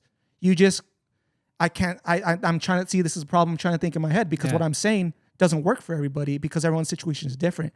But I can say if you work through it and try to figure out a solution on how to better yourself or your situation, somehow there is a way. Fuck yeah, there's always reaching out to somebody, talking to somebody. Yep. I don't. There's so many ways, man, and that's why I just said like a while ago is like I don't feel sorry for people that like put these Instagram posts like, oh my god, like drink another beer, I'm gonna kill myself. Like they're not. They're just doing it for attention. And it's sad to say because it's no joke, but they're just looking for attention or somebody to listen, but they're scared because I'm assuming some people, speaking from what situation like that, I've had those thoughts. Motherfucker, I've committed on a lot of them. I've tried it. But that's not going to do anything, bro. Like you got to figure out who you are and what's happening with you. And like, you just got to work through a situation, bro. And like, life is fucking beautiful, dude. Life is amazing. And it's so cool, even though it sucks. But it wouldn't be beautiful if it didn't suck. Yeah. At times, you know? But we're men, dude. Yeah. We're men. Like being men, I feel like for me, my loving language is being a provider. Like I want to provide for my family. I'm gonna provide for everybody that I can. You know, like I love. Me and you going out. I got our dinner. Let me pay for. Like that is just my nature. Just knowing that I can do that. That just brings a lot of satisfaction to me. Fuck yeah. But you can have that. You could have all the money, all that shit, or vice versa. You broke or be the happiest person. It's all self-work, man. I'm telling you, it's what you put in your body, what the content you consume. It all huge. matters. People don't talk about that enough. Everything. information diet is real because your algorithm's just gonna push you further and further into where you're fucked. You know, like even if you wanted to think differently, you can't because you open your phone and on Instagram, it's all just negativity, hate, all this bullshit. Whatever gets you riled up is what they're gonna keep feeding you. Yeah, and That's it's an you are, interesting and again, misery loves company. Yep. So Fuck this guy, right? yeah, well, And then no they matter say, what, yeah, fuck this guy. Yeah. no matter what, it's like if you're doing good, they're gonna hate you. Yeah. If you're doing in the middle, they're gonna hate you. If you're bad, they're gonna hate you. Yep. The point is if you're happy, that's all that fucking matters. And the hardest part of life is being happy. People, Yeah. everybody struggles. People get money. Like I just said, people get money, all these things, they're not happy. And I know for a fact that right now in my life, I'm not happy, but I'm working and trying to be happy. And I'm trying to do things in my life and structure my life to goals of being happy. And yes, I'm happy with my wife and my all these, but I want to be like glory, like happy, like whatever that is. I think I just want to draw and like be creative and help and do stuff. It's not like I'm sad, but like I know that there's levels of this shit. Like Rob Dyrdek, dude, like I see his program. Like I like seeing people like that because the structure and like He's counting minutes. Yeah. He's like, in this minute, I do this. Yeah, and like value your time is everything. So when you spend your time with people that value you and that you know that value your time and it's positive, loving shit, that you're gonna get a good outcome. And if you know nowadays, if it's negative, dude, I don't even associate with it because it's not worth my time. It's just drama is.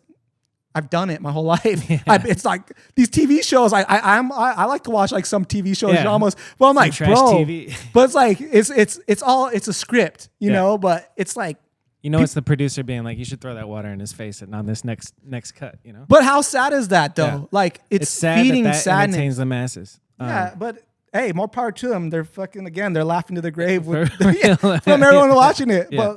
But it is what it is, man. Like, will you elaborate on because like if somebody's listening and they're like, fuck, I do hang out with people who are negative. What was it like for you, if ever, that you had to cut somebody off because you're like, I don't want to be around this. It's too negative. Like when did you start implementing this thought of like with the surround store, yourself with good shit? with the store, you see it a lot because now I have this thing, so people think I'm rich as fuck. Yeah, we gotta go hang out. Yeah, you got a hat, and then it's like, okay, Nate, give me this or hook me up, that.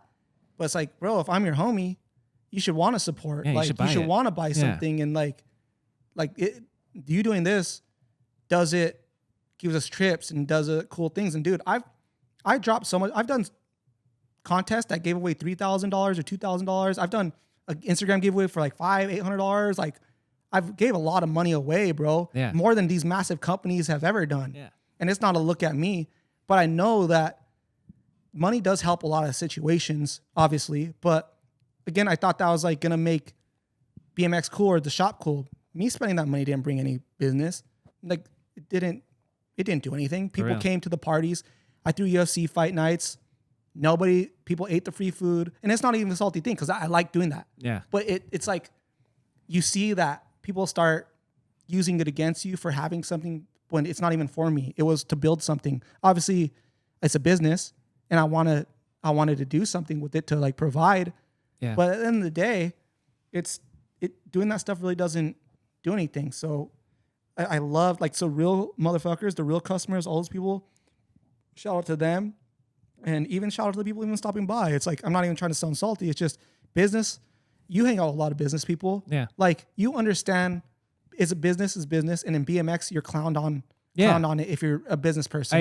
I remember I'm homie glad at I'm the on bar. the other side of that, but yeah. Dude, I was at homie at the bar and I just went to stop in to say what up because there's like a premiere. And he's having a conversation. He's drunk as fuck. He's like, Nate, I like you, but you know what? You're like Chris Smoller and Robbie Morales. Good. I'm like, what do you mean? He's like, no, you're cool, but you're just a businessman. I'm like, I mean, what? Yeah, cool. Like, what does that even mean? Okay, like, is this also? He's like, no, you're cool, but you're like a businessman. So I'm like, this is like the dumb shit I hear. Yeah. Like, okay, are you supposed to, like, but I understand it. This motherfucker was living in his van, and he is trying to like talk shit on me for trying to do something in my life. And he always will unless he tries. But that's fine, as dude. soon as he tries, he'll be like, oh, okay, I get it. I've been there, bro. Yeah. I've been homeless. Yeah. I was homeless for like 10 years. Sleep on Adam's couch. I've lived in a car. I've done all that stuff. Yeah. I was living in a tent in Joe Poison's backyard in Denver. Like, I've done it, bro. I come from nothing. So again, these shits that anybody says to me, literally things I've said to myself, people that I loved have told me. That doesn't mean shit, bro. I know all I give a fuck about, again, is my family and people I love. That's all that matters to me, and me being able to provide for them. And I'm going to do everything I can to do that. And I want to do cool shit with art and everything. Let's go. You know, so I want one of those hoodies. That's fire. Limited edition, only like Red Bull. No, I'm just kidding. I got you. I got you. But this is cool, man. Like coming back to Cafiend, I want to get Tyler Fernangle. I like what Tyler Fernangle represents. Malcolm, he he started his What own does thing. Tyler Fernangle have to do with this? I want to get him on. So like he's a perfect representative. Gotcha, I want to, you know, like, but I want to support like action sports and stuff, but this is I don't want to. It's for everybody. Yeah, you know? you can't if you're gonna. I mean, it's not a niche, bro. It's a like, tea. It's a tea company. Yeah, you start a company and you're supposed to niche down, but I don't think so. No. Like that's starting a company because I've heard this conversation with people smoking weed that ride bikes. Are like, I want to do a company and I'm going to sponsor, and they just list off 10 good riders, and it's like, I don't think you understand that that's not gonna do it. You know, and that's a thing. You have to think bigger, like you are. But that's the thing, dude. Like, it's hard to come off is not salty or hater, but it's who do you think selling more bikes? Complete Chase Hawk or Anthony Panza? Panza. But by how what would you times it by? I don't know. Do you What know? do you Do you know the stats? What would you? I would assume like 10 times more. So that's what I'm saying. So it's like, but easy. Do you know, bro? Panza would. If we had to bet, probably right. For a fact, yeah, dude. Maybe not right now, but in peaks. But people would come to the store. Do you got Panza? Billy Perry, Panza, the boys, John Hicks. You and too, this baby. ain't taking nothing from nobody, because everyone's cool, badass in their own. Yeah. And shout out all the people, but this ain't to demolish anyone's name. But nobody came to the store asking if they had a Dennis Anderson bike. Nobody came in to see if there was a Chase Hawk bike. This is just the facts from what I see. Seems like those are the ones that have permeated outside of the niche, and then they have an audience that is kind of just normal people, like Panza and them. Like that YouTube thing really got out because like Chase Hawk, fucking icon legend within the niche. You know? But like if he was a YouTuber and connected with the kids, then it might be different. But then here goes business. As a business owner, what do? Do you pay Panza way more, or do you cut off Chase Hawk, or like what do you do? That's why I think like the industry is crazy. So I think that a lot of people hate on Panza, hate on Nigel, hate on all those people, which I think is let people be, and that's dope as fuck. Like Nigel, a BMX rider. Who is Nigel hurting? Who is has Panza hurting? a Literally Jordan nobody. shoe that rappers are talking people. about, and like I think we need to see more collabs with on some shit. Peep Game. I think Phil just started his new thing. I just see. What did he start? What is it? I saw on Andy's thing. Malice. Sick. But good for Phil. Local things, Yeah, like that's local brands, and with local people doing YouTube videos. Act Like You Know, Chocolate Truck, all these brands, bro. Act like you know. I've been sweating. But that's the thing, though. I think forever. people are so scared to like go vlog or do this YouTube content to sell the product that it's gonna stay in this little thing that it is. Yeah. That's why Adam LZ is the biggest bike rider to ever do it, because he wasn't afraid. And that is, in my opinion, is really good for BMX, because the point of bikes is to get bike sales and to get more kids on more eyes on it. Grow the fucking sport. Yeah. And that's what you do by getting people who, because like if you can be entertaining enough to where people who don't care what a good 360 looks like, but they like you and they're watching your shit, they're like, oh, BMX is cool. And that spreads, and then that money comes into the industry, and that's growing the shit. So it's like all the shit that the core cool kids hate on is like, ironically, the shit that's probably growing the sport. That's what's paying for the product and paying their check. Yeah, exactly. So, yeah. It's wild. I mean, if you cut off, and people like, no. Back then, we've been able to get our paychecks in the fit days and all that shit. BMX was different. It's a different era, bro. Yeah. And that's why it's like, if Chase is getting those rock stars, all those corporate contracts. So, not saying that he died. I don't know. I'm just assuming, like just saying, talking shit, that it's worrying about Panza should it be the nothing, you know? Like, let people do what they gotta do to get that bread and also build it. It's not bad for BMX, in my opinion. Like having a Mr. Beast, have a bike on there, Jake Paul being a BMX rider, that doesn't hurt the industry, man. No, it helps for sure. But I think it's such a niche thing that people want to keep it it's my thing, which Yeah, this is my shit and it's cool. and also it's a pie. People think that there's this pie that they have to get it all, but I think there's enough food to go around for everybody if agree. everyone was just on it.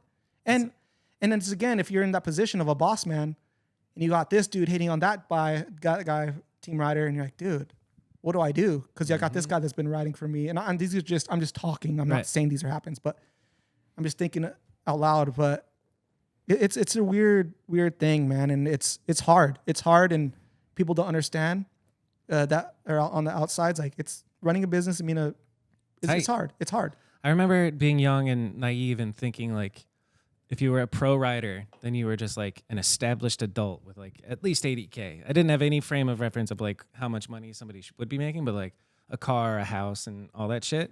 And then I got older and I got my dream job with Sabrosa, and then I was like, oh fuck, it's not that much. Like it's this is still I'm broke. But that's what's cool about that. Now you're the kid that has 80,000, 100,000. Yeah. But now you're getting deals like Jaren Barboza. Yeah. He's doing Dior ads. He did Land Rover. So crazy. Yeah. You're able to Stoked build for him. that now, and how could you hate on that? Exactly. Literally, Yeah. it might not be your thing, a rapper, whatever. It doesn't matter, bro. Like, if you're stoked on, again, if you're stoked on your life and stoked on everything, and you don't have to be stoked, like, it's cool to see, like, the thing that you love doing is in a thing, in my opinion. People might say, like, seeing Tony Hawk in in the Hot Pocket commercials, whack as fuck. In my opinion, Pretty cool. I think it's cool. Yeah. But I understand people are entitled to their own opinion, but I think more eyes on it just helps everybody. But what about Nate from, I don't know, 16 years ago? What would he have thought about Tony Hawk in a Hot Pockets commercial? Were you jaded back No, then? I thought it was pretty whack, but BMX, if it was like, actually, I think I was so like street rider. Like, I didn't even really understand like the whole business of it, honestly, I just wanted to ride bikes and cool. Like, but I could say like when I was seeing Nigel on Nike and the whole Nike program, dude, I loved it. Like, I love that everybody was on Nike Goals. and all those cool things, Levi's. Like, Yeah. I thought that was That cool shit shit. was cool, I loved yeah. it. Like, I've never been a hater on that shit, dude. Like, I think people that are able to do what they want to do, doing what they love, is the best thing ever. Yep. And that they should appreciate it. And when I was like 15, bro, I was at a dude tour and I almost fought Corey Bohan. No Because, shit. yeah, at a bar. I was 15 at a bar. Because I remember that day, he had so many fans. Like, just wanted, oh my God, Corey. And he just ignored them. I was like, Ooh. oh, dude. And, dude, and I was like, and I saw him at the bar, dude. And I blacked out. I don't remember. But I remember coming up to him like, bro, you're whack as fuck because you don't know what a lot of people would do to be in your position to like have fans and appreciate bike riding or something. I'm like, I don't know what I said, but I remember that day. Yeah. But that's always stuck to me, bro. Like, people that hate on me, bro, give me a reason on what I've done to them. Maybe I've done bad things to them or something that I blacked out that I don't remember, and I apologize that I've done it. But if there is a reason for the things, for me doing corny shit, yeah, whatever. I don't, what you think is corny, I do it because I love it. But and some things back in the day I did corny, but we all do. We're all kids. We're all grown up, and we'll all do things this year that are corny to me in 5 years. But it's like, that's what's cool about growing. But I think it's just a waste of time, bro. And that's why I literally don't even watch BMX videos or anything, because not saying it's a waste of time, but I don't even know what's going on in BMX. Just dude. do other shit. I just yeah. don't know. I'm obsessed about. And I think that's all right, dude. You don't have to know what's And it's going fine. on after fucking however long, since 5 years old and you're 28 years deep in the game is so crazy. And then, and that's again, and like just. So let's keep going. FBM, you got kicked off. How old were you? And then what happens after that? I'm curious about like your FBM, first taste of. I was on kinda FBM in season. paycheck. FBM season, got kicked off. I think I got on Season, Black Eye dude. I haven't Bikes. thought about I think I season got on. in so long. I know I was on Black Eye Bikes, but I was injured. I got I had knee surgery, something like that. Timeline might be messed up. Knee surgery. Got on Black Eye Bikes, didn't even ride for them. Quit. And then I think I'm dude. At this time, like this era, what are you doing for money? What time was it? I was a caregiver at the time, so it's crazy to say I had to go drunk. I remember seeing you in Scrubs. Yeah, no, I was caregiver. I did caregiving. What does that mean for people who don't know? So I worked with Caregiving. a hospice? patient with dementia. So I'd take him to his appointments. I would do, just take him to an appointment, get him pills. How'd you get that job? Through this, because my mom watched foster kids back in the day. So, yeah, so she plugged me with that. I did like the CPR certification class and got all my certification Fuck yeah. certificates, and yeah, I loved it, man. That's a good feeling. It was cool. Get paid to like do something really positive and help. That's great. Yeah, it was a really cool time. While we would take him to parties. He was like a 75-year-old dude. We'd take him to like high school parties, and she'd be like, "What the fuck is this dude?" No, it's Ralph, dude. Yeah, dude. He was stoked, dude. Because I'd have a lot of power. Look at all this fine tail. Yeah, he was stoked, and I would have a lot of parties at my house too because when my mom was in Phoenix. We lived in a trailer, so I would just I would have a yard. We built a ramp, so I'd always have parties, dude. Again, I was turned on by the party, dude. So the 3 months I was in high school, bro, we threw like literally we'd make flyers and throw it all over school. Nice. And called Nate Fest. Nobody even told me about this. I think my brother said if we're having a party, I'm like, okay, for my birthday. Threw a party. Wes, like everybody, dude, was there. Like, it was cool, man, but it's kind of stupid. Not being older, like, bro, I could never imagine. But I raised myself, bro. So my mom was sick I was in probably like 7th grade, and she died on 1/1/11 when I just got about to turn 21. So I literally raised myself. Yeah. And that's why growing up around the skate park saved me. Like Alto saved me in a way, but it got me into a lot of trouble, but saved me. Like, who do you remember being a good influence on you from those days? I can imagine Clay. That's the thing, bro. I'm not influenced by people. I've always done my own thing. Like I've never, not just because one person's doing it is not doing it. Like I do things because I want to do them, and that's how I've always been. I get influenced by art and like cool things like that, but never seen somebody like smoke weed or do coke. That's never things that I've been influenced by. Like those are things I've done on my own because I wanted to. I wanted to get high. Yeah. I wanted to get fucked up because I wanted that. Yeah. But just because I've never been like that because I thought something was cool, or I've never been influenced, bro. Yeah. Like I've been influenced by, again, maybe like an Axe commercial of Rob Dyrdek, the Axe commercial, because I just wanted to get the Axe because I loved his show. Yeah. Like cool things like that, but never like go jump off a building or go do that. Nah, bro. Of course. But I'm talking like, just a good friend to bounce shit off of, if any, back then. I mean, I think everybody was good in their own, because we all were fucked up, man. I grew up around people that came from broken homes or just had issues, and I think we all understood each other, man. And like, I'm the type of person to hang out with everybody. So this group of friends, I hang out with another group of friends, and I was a kid, and like when I did go to school, I would hang out with the rockers, the emo kids, the nerds. I would go around the During skaters. Passing time, you stop. Everyone say what up, and that's what Dude, same. I've never. I'm the exact same way. Yeah. Because I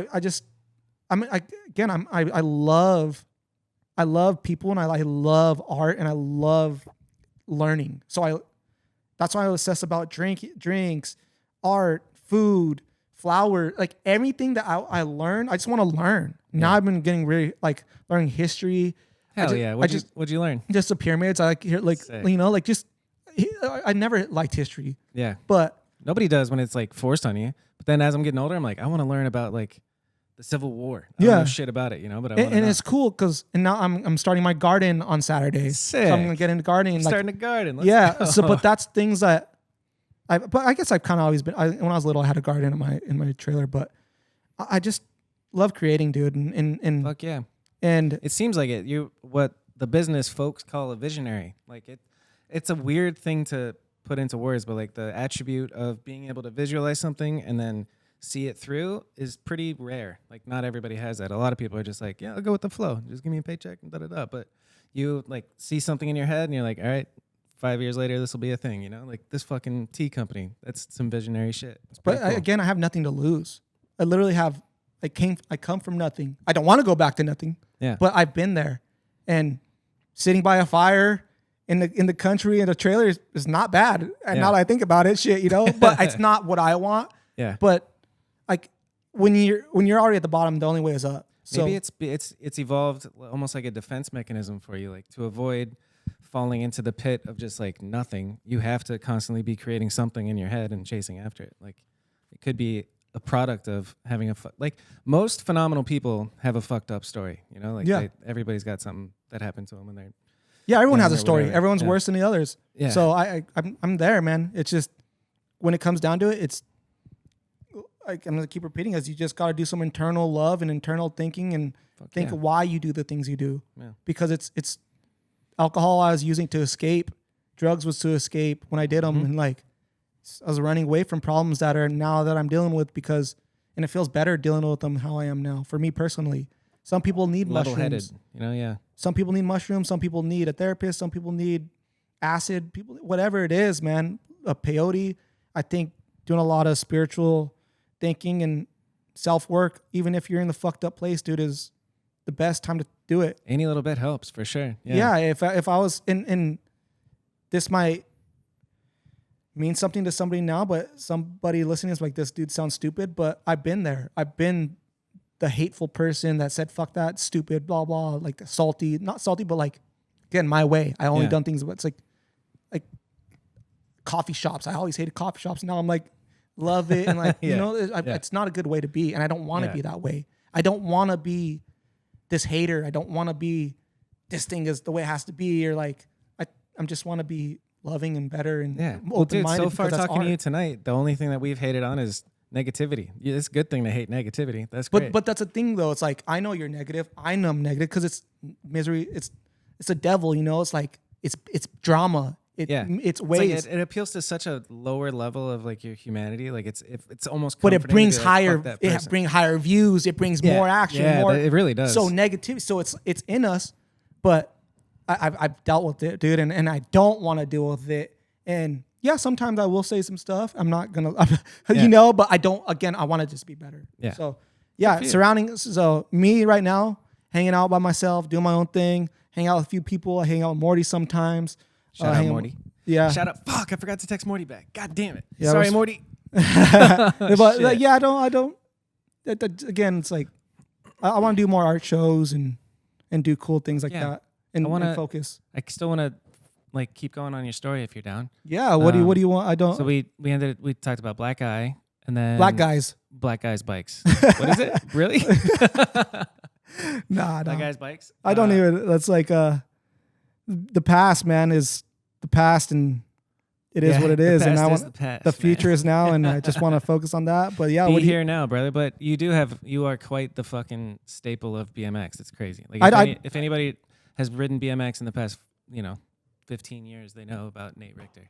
I knew about you when I was fucking a wee lad, just the legendary young party kid. But like we're pretty much the same age. But you were the small party kid. Yeah, I'd always be that messed fucking up. goes high and does like I just still remember a little photo. Like it's all kind of blurry to me, but you've been a legend, so it's interesting to hear your story. So like what happens after Black Eye Bikes, and when do you move to California, and when did you make a living with BMX, if ever?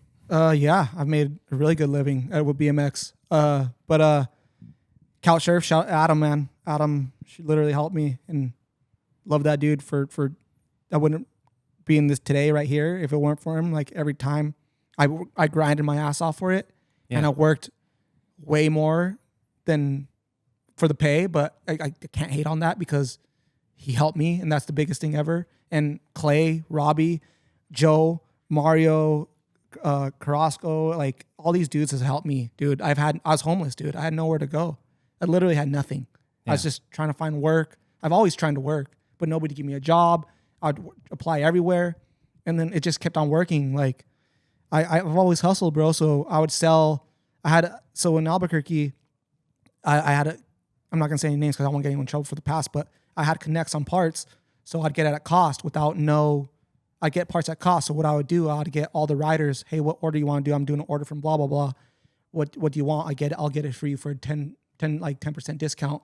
So I could make Whatever $30 here. is, that margin is, and they're dude, jackets, everything, bro. Nice. So I'd be doing that and still filming videos, and like that stuff literally means the most. And that's what's about, having actually real friends, like real people that care about you and your best interest by helping you and having that circle. And when my mom was sick and shit, like Clay and Robbie would let me live with them, and Robbie gave me a job, and he knew my situation, and he knew like this work isn't for you, and like he know that, like, and Robbie's the boss, dude. Yeah, man, and he's helped so many, and that's another thing. He's helped so many people. Yeah, it's amazing. And a lot of people don't understand what, like, it might be little to people, but that's a lot to give your word out for your friends, and like, it's a lot, man. So I respect that shit, Clay. Like, everybody, dude, that they know West. Like I left down Alex Hawkes and West. They let me, dude, I slept on a legit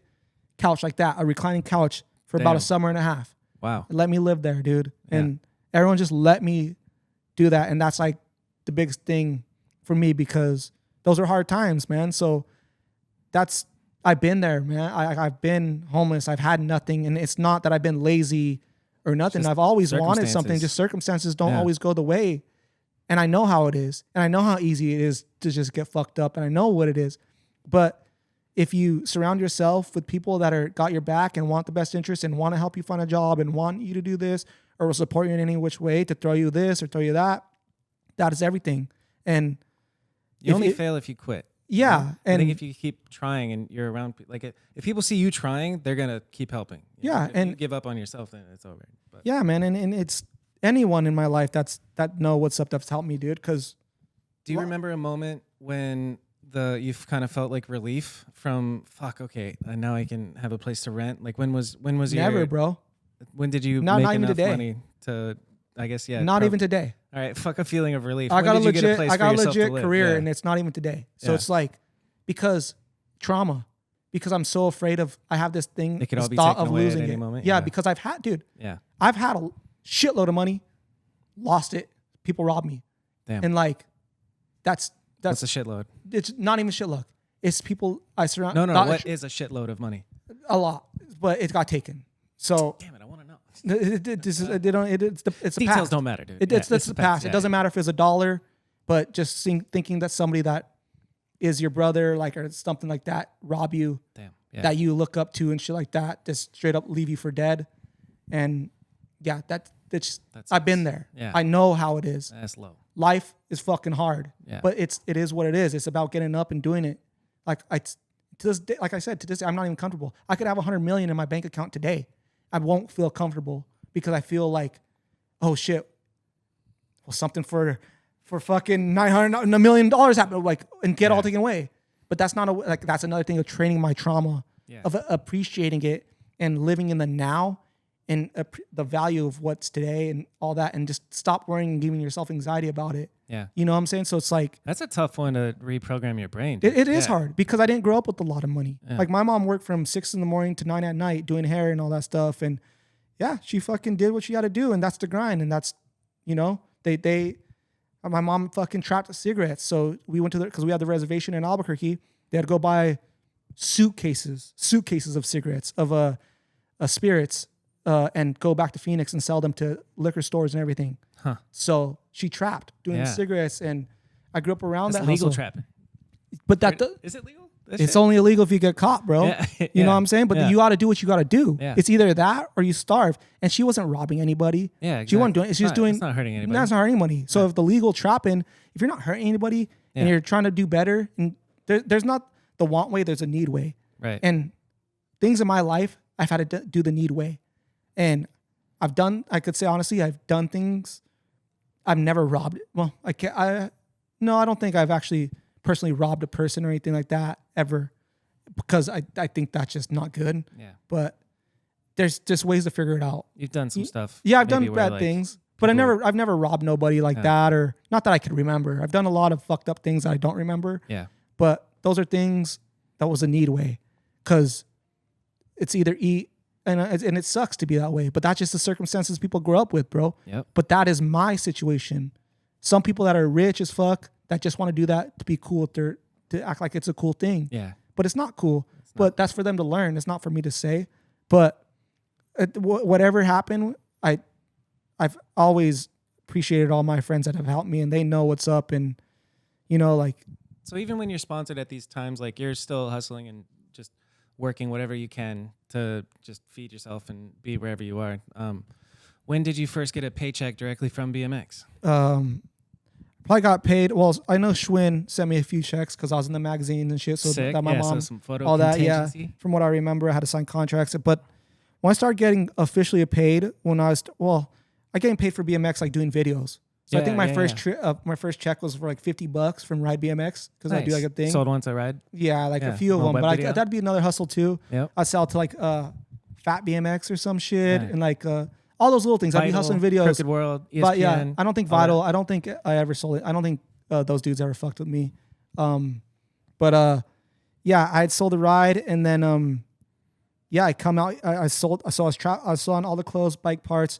I'd get little side gigs in Albuquerque, and then Morty was like, "Yo, come out here to California," and I had some money. And luckily, Robbo, I was on Colt. Yeah. So when I came here, Robbo threw me like $150, $200, which is lasts me for a month. Nice. Because I would just eat whatever. It'd be like so there's like a Holy Moly place called Holy Moly in Long Beach. Mm-hmm. Back then you could get beans and rice for $1.50. So I'd go buy tortillas for like $1.50. So I'd go there every day, beans and rice, $1.50. Boom. Make my own burrito. I'm good for the day. So Yeah. that would last me. And then then the party, I'd go to parties, get free alcohol, try to find the parties, or I'd be around the bar. Nice. People would buy me drinks. And I never asked for no fucking drinks. I never asked for shit. But people offer me, yeah, cool. But I made it work, bro. I'm a hustler. I've grinded. And then I came into Adam with this idea because videos. Mm-hmm. And he's like, okay, cool, let's see. So I started making them and started banging out a video every day. Every day I started doing That's the such vlogs. a That's where grind, the vlogs came Yeah. up. And his fucking channel went up. Yep. And he's like, okay, here's an amount that I'll give you a month.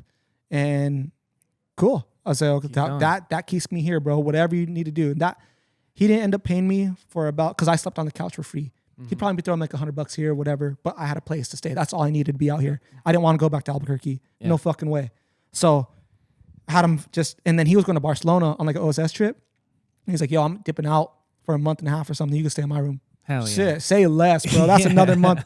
That's it, bro. I'll figure it out. And then, long story short, did that. We ended up working on a thing. And I got paid for the month. Got my own place with Mario Gorman. We started living together. We had probably like 13 or 12 people living with us in Signal Hill. Wes had a room there. Gorman had a room. I lived in the living room with Joe P, Derek, Justin Allen, Carmi, the dog. We had like Vel, Day would stay over. It was like the time, Yeah. bro. But that was everything. Like The good old days. Yeah, those are fun Yeah. times, you know. Fuck But yeah. now I would never ever want to do that. Me but neither, dude. I miss the BMX Yeah. house, but I don't. I you know? don't. But that's cool experiences. And like Yeah. Robbie, Clay, so now we had an established California house. So people would fly in, come see us, Clay. Like it was a fun time. Fuck yeah. And then What we got year is evicted this? from there. This is like 2014, 15? I don't even know, bro. Seems like it ish. I don't know. But we got evicted from there. Damn. No shit. And then me and Gorman got a spot in Long Beach. Then we had Marshall living in the living room. I had my own room there. And then we got evicted from there. And then I was like, fuck Damn. this shit. I was like, fuck this shit. I'm gonna go on a tour. I'm gonna go like on a summer vacation. So that's when I hit up Robbie. Hey, can I come stay with you? And like he's like, yeah, I got you. Come work. I got some work. Whatever. I got you. So I go out there. I think a month and a half. I'm doing the window installation, and shout out to Robbie for doing that, man, because that shit sucks. But I got enough money to buy my ticket to Denver.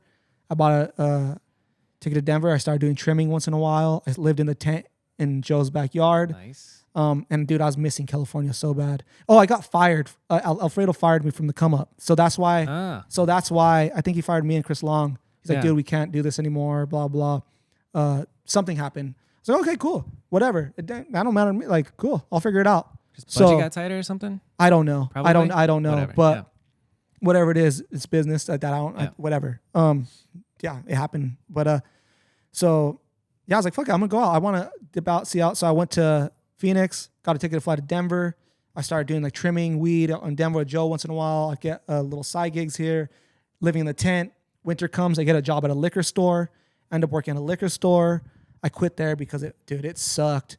And then I got a bar backing job at the Coliseum in Colorado. I got enough money to come out here for like a road trip. Like, hey, Adam, can I come like stay with you for a weekend? And he's like, yeah, come out. So I come back out, come for a weekend. I'm like, hey, Adam, I'm about to dip out. He's like, actually, you should move your ticket for like next week. See, let's keep doing videos. I'm like, okay, cool. Next week comes by. Okay, I got to fly, dude. He's like, just push it out for 2 weeks. I'm like, okay, cool. So I push it out, and I was like, dude, I got to dip out. And dude, we're getting a new house. I want you to stay. Like, if you want to keep doing videos, I'll pay you. You can stay with us. You can work the store. Like, Fuck I yeah. got you, dude. Yes. I'm like, I just need you to do videos and work the store. You could stay here. I'm like, bro, fucking Done. say Yeah. less. Like I Yeah. was like whatever, dude. Yep. So we get a house, Began. Everyone has their house. It was Began, Dylan Lloyd, Stevie Churchill, Adam 22, Mikey Tyra, and then Connor ended up moving in once in a while. And then we have people staying. Dude, I lived in the laundry room. So the straight up laundry room. The room was probably from me to you. Small. Yeah. Dude, but I didn't give no shit. just- I'd rather just live sleep, in that yeah. laundry room and than live in a mansion in Albuquerque. I just didn't want to go back. Right. So I was working, bro. Working nonstop. And then I got invited on a stranger trip, like a stranger from Adam LZ was in town. They invited me to go to like the store to skate park of LA. I don't know. What bullshit. This is kind of a boring story, but whatever. Yeah, right, dude. It's not boring at all. To me, it's just like Yeah. whatever. It's I just mean, you lived rambling. it, but But it's yeah, I very got interesting. invited on the trip. It's just to the skate park in the valley. Come to find out, they're like seeing if I vibed with the crew. I fucking made a video. They were stoked on it. Rich was stoked on it. And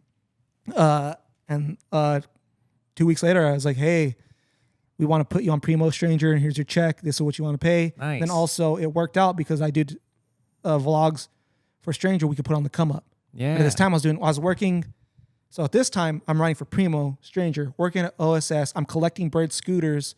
What else? So I'm working at Come Up, OSS, collecting bird scooters. Doing That my shit was own lucrative doing for my a own little bit, bird. Yeah, Yeah. doing my own clothing, like side hustle. And Golden Days? Or not yet? no, this Yeah. is we made it visual. Yeah, yeah, whatever, oh, yeah. just like We little made it. things. But yeah, I was doing all that. So just like 4 or 5 jobs, just Yeah. collecting it. So I'd wake up at 4 a.m. So what I would do, bro, is at this time, so collecting birds I did for a while because it's like easy hustle. But it came to a point where I'd be on Melrose and I'd go hide the birds because if the birds are missing for like 2 days, the value would go up to $20 a bird. So I'd go hide them and I'd go hide. Dude, I had like 10 back there.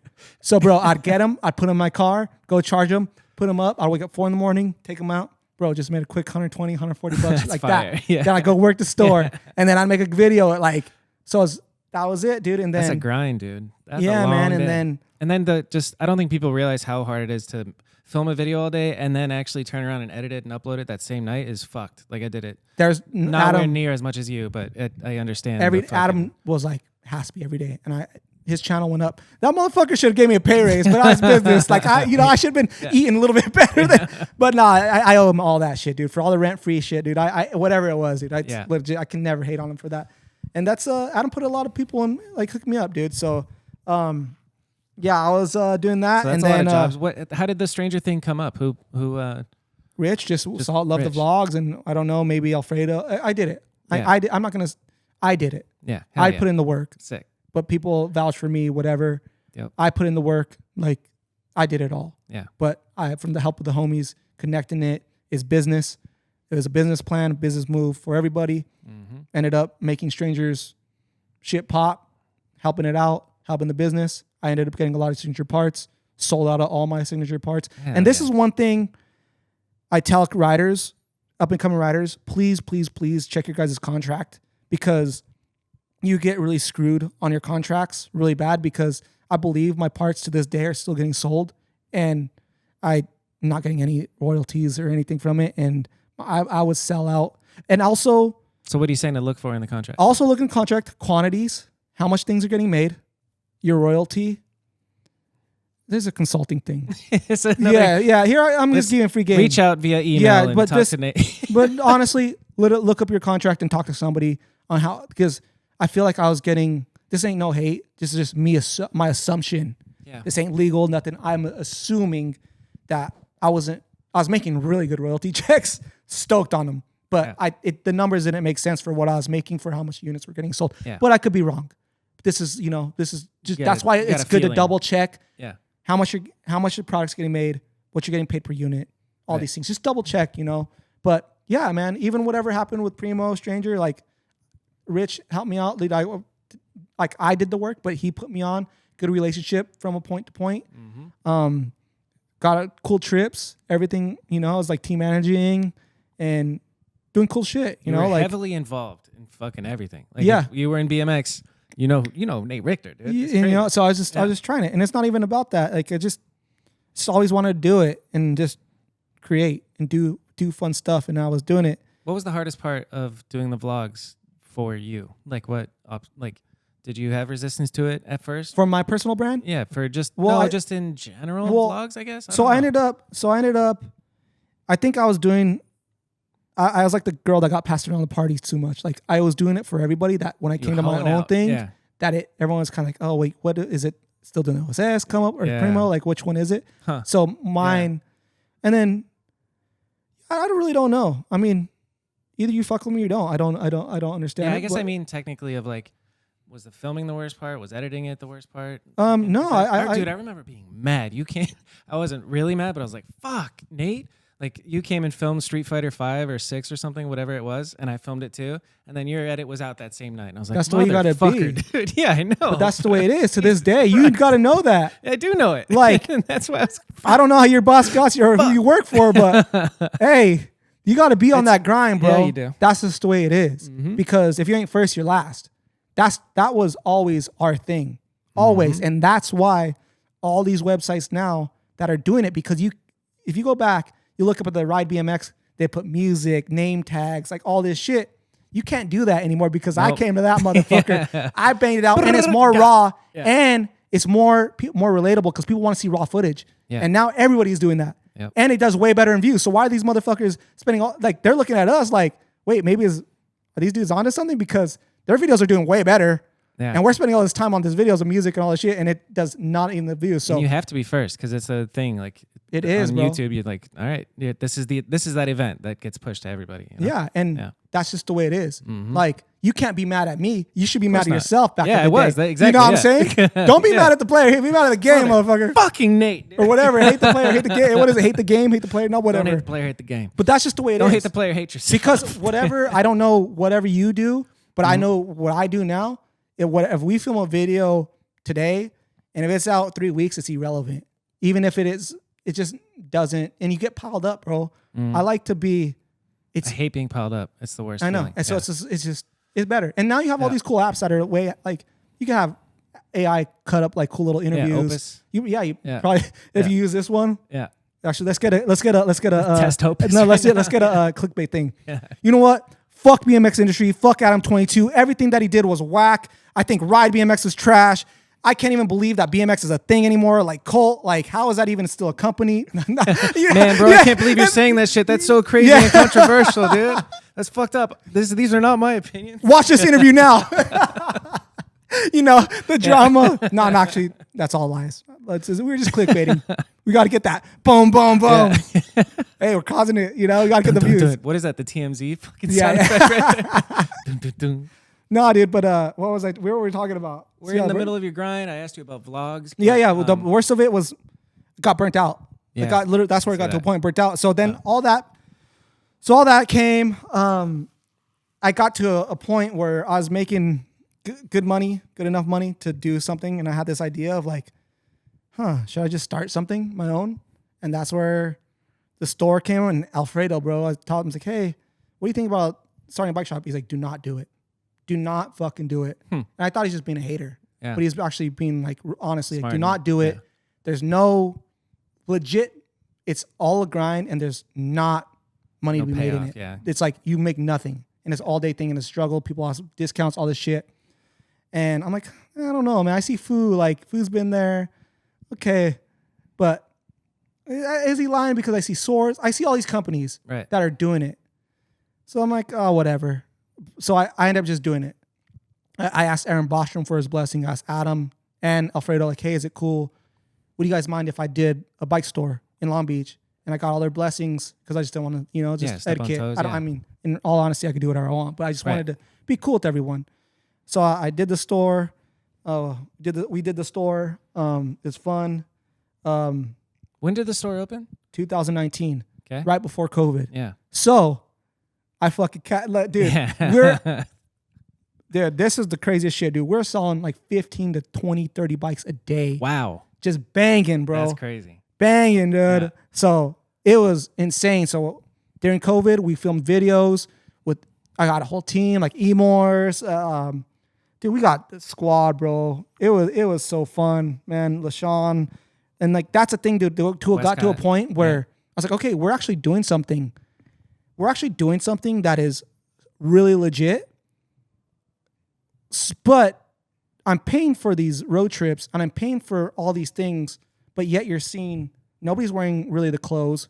You see all these brands, which was okay because we did sell the brands in the store, but this is where I got fucked up because I wanted people to wear only Golden Days because I'm paying for all this money. We're making shirts, we're making clothes. Yeah. And then eventually it became, okay, actually, fuck, like I'm trying to get, and this is no hate to no brands, like I'm trying to do all these things, but none of these brands want to help. Like, hey, are you down to help send this rider? I have these ideas like for the shop, like cool, like an AM trip with all amateur riders. Like send this amount, here's a budget. Everyone's just ignoring me.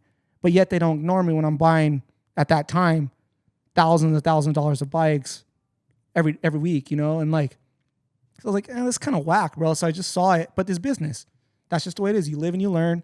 It is what it is. Clearly something happened. There's no hate for it. Business. So like, you know what? I'm just going to start making my own bikes. So I started getting frames made, bars made, all these things. And I'm like, hey, I get to a point like, hey, if you want to go on this trip, you're either you're on the team, frame, clothes, or you're not, you can't be a part of this anymore. And some people are like, nah. Like, I'm not going to do that, which I understand. It's just okay because they have legit sponsors. But it's like, okay, so in my eyes, you guys really aren't fully in. So I don't, it's not cutting you out, but I'm not going to invite, I'm looking at it as a business. Like, I'm trying to build something that everyone believes in. Exactly. Yeah. So that 15 people that were on, whatever, we got cut down to like 5 or 4 that we really wanted on. So that were down. Yeah. Because they didn't really have any sponsors, or they did, or they were really into it, whatever it is. But I understand. It is what it is. So all that shit happens. We started getting bikes made. Dude, got Dustin Art, his custom signature frame. I was in the talks of getting Clay's signature frame, and just literally after COVID hit, everything just stopped, dude. And I was like, this is like, we're still good. Everything stopped, and this was a point I'm like, dude, I'm getting burnt out, bro. Like, I don't even want to be here anymore. Like, I don't want to work on people's bikes anymore. Like, I just didn't like it. Like, it sucked. Yeah. Burnt. You like the idea of a shop, but then doing it. But for a no, couple years, I like the fuck. idea of a company. Yeah. Of running a company. Why Fu and all them? Well, not why, but one of the big reasons why a lot of these bike shops are able to make a lot of money, or like offset the profits and everything more, because they do a lot of fixing and mountain bikes. They do a lot of maintenance. That's a lot of money that you can make. And I didn't want to do that shit. Yeah. And I had no interest in it. And I ended up working on electric bikes, tires, and I was just like, what am I doing, that's bro? what pays. Yeah. You know? But it's like, what am I doing? Like, this is stupid. Like, why am I working on this cult or this Super 73 when we should be selling our bikes to other shops should be doing this for us. Yeah. You know what I'm saying? So I just was over it. Not even that. I was just over going riding, bro. I just didn't see it anymore. Like, I got into jiu-jitsu, got addicted, like hanging out with different type of people. Fuck yeah. And dude, Alex Gonzalez was going in for the team, like Golden Days, like, you know, like Alex going in, like everyone went in that was on, you know, like, so I was like, fuck, what do I do? Do I just like end the store and just like be miserable, or keep running the store, be miserable until like we could just make enough profit where I could just spend $300,000 on complete bikes and frames and all this stuff, and like, or what do I do? And it's like, did a whole like, I analyzed things and it just didn't. The juice wasn't worth the squeeze. Even if it were, I just would have been burnt. I was just over there's no it. dollar amount that makes that makes my lifestyle, sanity. just like, sucks. even if we could become a company, it just what the time frame to all that wouldn't make sense. So yeah, me and Alex Real, we just came to the conclusion of like, just cut it, just do it, do what we got to do. When did it end? Golden Days or the Fuck. shop. The shop? Yeah. I don't even remember, bro. I literally maybe 2 years ago. Word. But we went online. So like, okay, cool. We're doing online. Sell Golden Days clothes. Sold Golden Days clothes. Did cool things. But it wasn't. I was hurt. So I was hurt. I injured myself. Just it's like a plethora of things that just led into like a depression and like, oh my God, I'm in bed. But yeah, that's where we're at. We talked about, and that's what ended up like.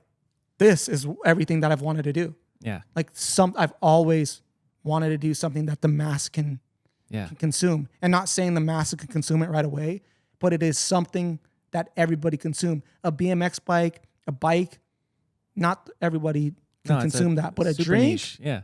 Literally every human being. 90% of people you got more. A mouth? Yeah, like if you could have, all the ingredients, which you probably, if you like something's wrong, then I understand. But millions of people can drink this drink. Right. And BMX riders, there's 100,000 that, or maybe even smaller. Yeah. And Colt does such a perfect job of doing it. Like, and other brands, like that are already got it going. And what I want to do is I still want to work with some brands that I think that are doing cool things in some type of fashion. But yeah, it's endless, man. Life pivot, dude. It's good. Yeah, and I'm glad it happened correctly. Yeah. So it's something that it worked out perfectly, and that's again coming back to like you just got to step back and visualize what is happening and accept that your life sometimes sucks fucking bad, where you just want to put a gun to your head and just end it. Yeah. But it's life. If you want it and you think and you do cool things and like want to be better, that it'll eventually start working out. It gets better. Things happen. Yeah. Not saying that this is the end all be all. Like, now I'm happy. I'll finally be happy. No. There's going to be a lot. Yeah, there's a lot more problems. In the future. Millions more problems. Yeah. But I'm okay with that. Yeah. I'm willing to do that because it's something I believe in. Yeah. It's our thing, So like, I'm okay with that. It resonates a lot. You saying like, just keep going, because life does suck sometimes. But I feel fortunate to always have had the like knowledge or the outlook that it is a wave and you just have to ride it, and you just have to recognize like, oh fuck, I'm in a depression. Like it will get better though, and just blindly know that it will. Because sometimes it can feel like, fuck, this is never gonna get better. Like I'm just miserable forever. But if you keep your mind in the mindset, it's like, bro, you got to pull yourself out. Like, come on. Yeah. Like, and it's hard. Something. Do literally anything. Make your bed. Like something like that. How's your mental health right now? I'd say pretty fucking amazing right now. I'm very, very, very happy. I'm not content with financials, but I'm healthy. I'm happy. I'm in love. I'm driven. I love my boss, my job. It's fucking demanding, but it's nothing compared to what some people have to do. Like I think about like a construction worker, work 13-hour days, and it's just like, I think I work hard, like because I'm doing constant shit. But you travel a lot? Yeah, I get to like coming out here, rough life, dude. Like I get to stay in an amazing beach house, but definitely it's work. But yeah, dude, I'm pretty fucking happy. I wish that I took better financial steps, like putting some shit for savings. But I'll get there. I've never. Money's the only piece that I need to improve right now, I think, in my life. Well, I think Obviously, that's like 99% of people. Yeah, straight up. Honestly, because it's, again, you could be making $500,000 a year, $600 million, whatever. And it's be like your miserable. lifestyle too. Right. It's just lifestyle too. you make $600 million, so you spend $500 million. You're still broke. Exactly. So it's like you gotta. Yeah. And I don't know what you guys do, but I'm sure. I mean, guy looks like he's doing pretty good. Yeah. Do you ever get financial advice from him, or he puts you on? Yeah. What does this guy do? Wholesale real estate. I see. Do you ever think about getting? Is that your plan? Yeah. You're gonna be a realtor? No. I want to do a couple of real estate deals. So the gist is finding, like, there's a thing called micro flipping. I could find a wholesaler who's on the acquisition side, and they're the ones like grinding the phones, like, you want to sell your house, and then they find a deal, but they don't know how to get rid of the deal. So I'll be the middleman between somebody with the deal and somebody who wants to buy a deal and connect them and make $5,000. Like, thinking about like what it actually is just like, you're not doing anything. You're just talking to people and connecting dots. And I'm technically finishing a deal this week. I just signed some JV agreement. One of his students put me on and was like, you're involved in this deal. And so I'm doing my first real estate deal, like as we speak, which is Sick. cool. You know, it's pretty sick. But it's a different grind. I don't know. Right now, my life is I'm working this job so that I can finish mediocre and do this fucking podcast, and then enjoying every step of the way. Like, Do you plan on only doing BMX riders or? no, Do you I want? want to do everybody. Yeah. That was my thought with the name Kanode Knows. Is just that's pretty general, and I can just if I know you and you're interesting, I want to talk. Do you have any with real estate right now or? I interviewed Jamil, so he's on there. Yeah. Jamil Damji's episode is there. But no, Corey Nostalgio is doing real estate. I saw. is he? Yeah. Nice. I saw it's So a was realtor. Chris Doyle. He's a Yeah. realtor. Those Yeah. are cool. Those are like really cool things, and Yeah. I love that you're doing that because again, like with you doing podcasts with athletes, and now you got real estate agents or whatever. Now they could come see people's other lives on Exactly. So Yeah. and they understand it, which is bringing BMX more eyes on BMX. Yep. And I'm obsessed with real estate. I Yeah. love real estate. All I do is like watch $1 Million Listing. Hell yeah. I love and like our Digest. Like I'm obsessed with it. Nice. But I'm also obsessed with like Food Network and like that's just create like cool things like that. Yeah. So those are, I really do love it. I have so many ideas of how you could do this shit, Yeah. dude. It's so cool. And like you do real Let's go. estate Let's hear agents, it, yeah. your background's always changing. Like Yeah. that's cool. Well, you can always change on AI now. So Yeah, we for could be real. at the fucking in Albuquerque right now. Yep. But yeah, what's Yeah, I'm stoked, man. what else you need to know? Kanode Knows. Let's I do have questions from the crowd, from the internet. Damn, we've been going for 2 hours. Crazy. Oh, yeah? I'm gonna take a piss and then I'll ask you your Instagram questions. Oh, you could pause it? Yeah. Oh shit. Yeah. Shit ain't live. Damn. Lives are cool. It's 11 o'clock. Yeah, it's past my bedtime, bro. What time do you usually go to bed? 9:30. Oh, really? Yeah. I try to be in bed at about 9:30, but I end up staying up watching shows till like 11. Yeah. But I really struggle with sleep paralysis. Really? Yeah, bad. That's So- where that's where you see some shit. No, I don't even know what to call it because it is a form of sleep paralysis. But so I'm REM sleeping, but I realize that I'm in a dream. But you're But I'm stuck. awake, but I'm stuck, and I try to wake up. So I end up like feeling like I'm having seizures. Whoa. So it really fries my brain, and Yeah. I'm trying to look up and do more. That- It only started happening when I got sober. So I have night terrors. I have every night I have not really good dreams. I sleep not really good after getting sober. My brain is just it's bad, man. So Yeah, it's like it's been suppressed for so long that it's just like yeah, now we're going. I know, dude. man. You So want it's- dreams? You got them, dude. Yeah. It's fucked. it's gnarly, man. Do you ever go to the clubs around here? Like party clubs? Yeah, I hear it bumping right now. No. It's like, I'm immediately uncomfortable going to. How a many club. did we get? Like 2 questions. We got a few questions. We got a few questions. Oh, cool. I don't know. We'll start with Immortus. Shout Oh, out to Morris. Yeah, that's my brother. Golden Days all day. He just says Redondo Rail ... Oh yeah. What does that So we mean? went to that rail that Homeboy did for Colt from Australia. Oh, the big boy. yeah. So we Callan. went there. We went there during COVID.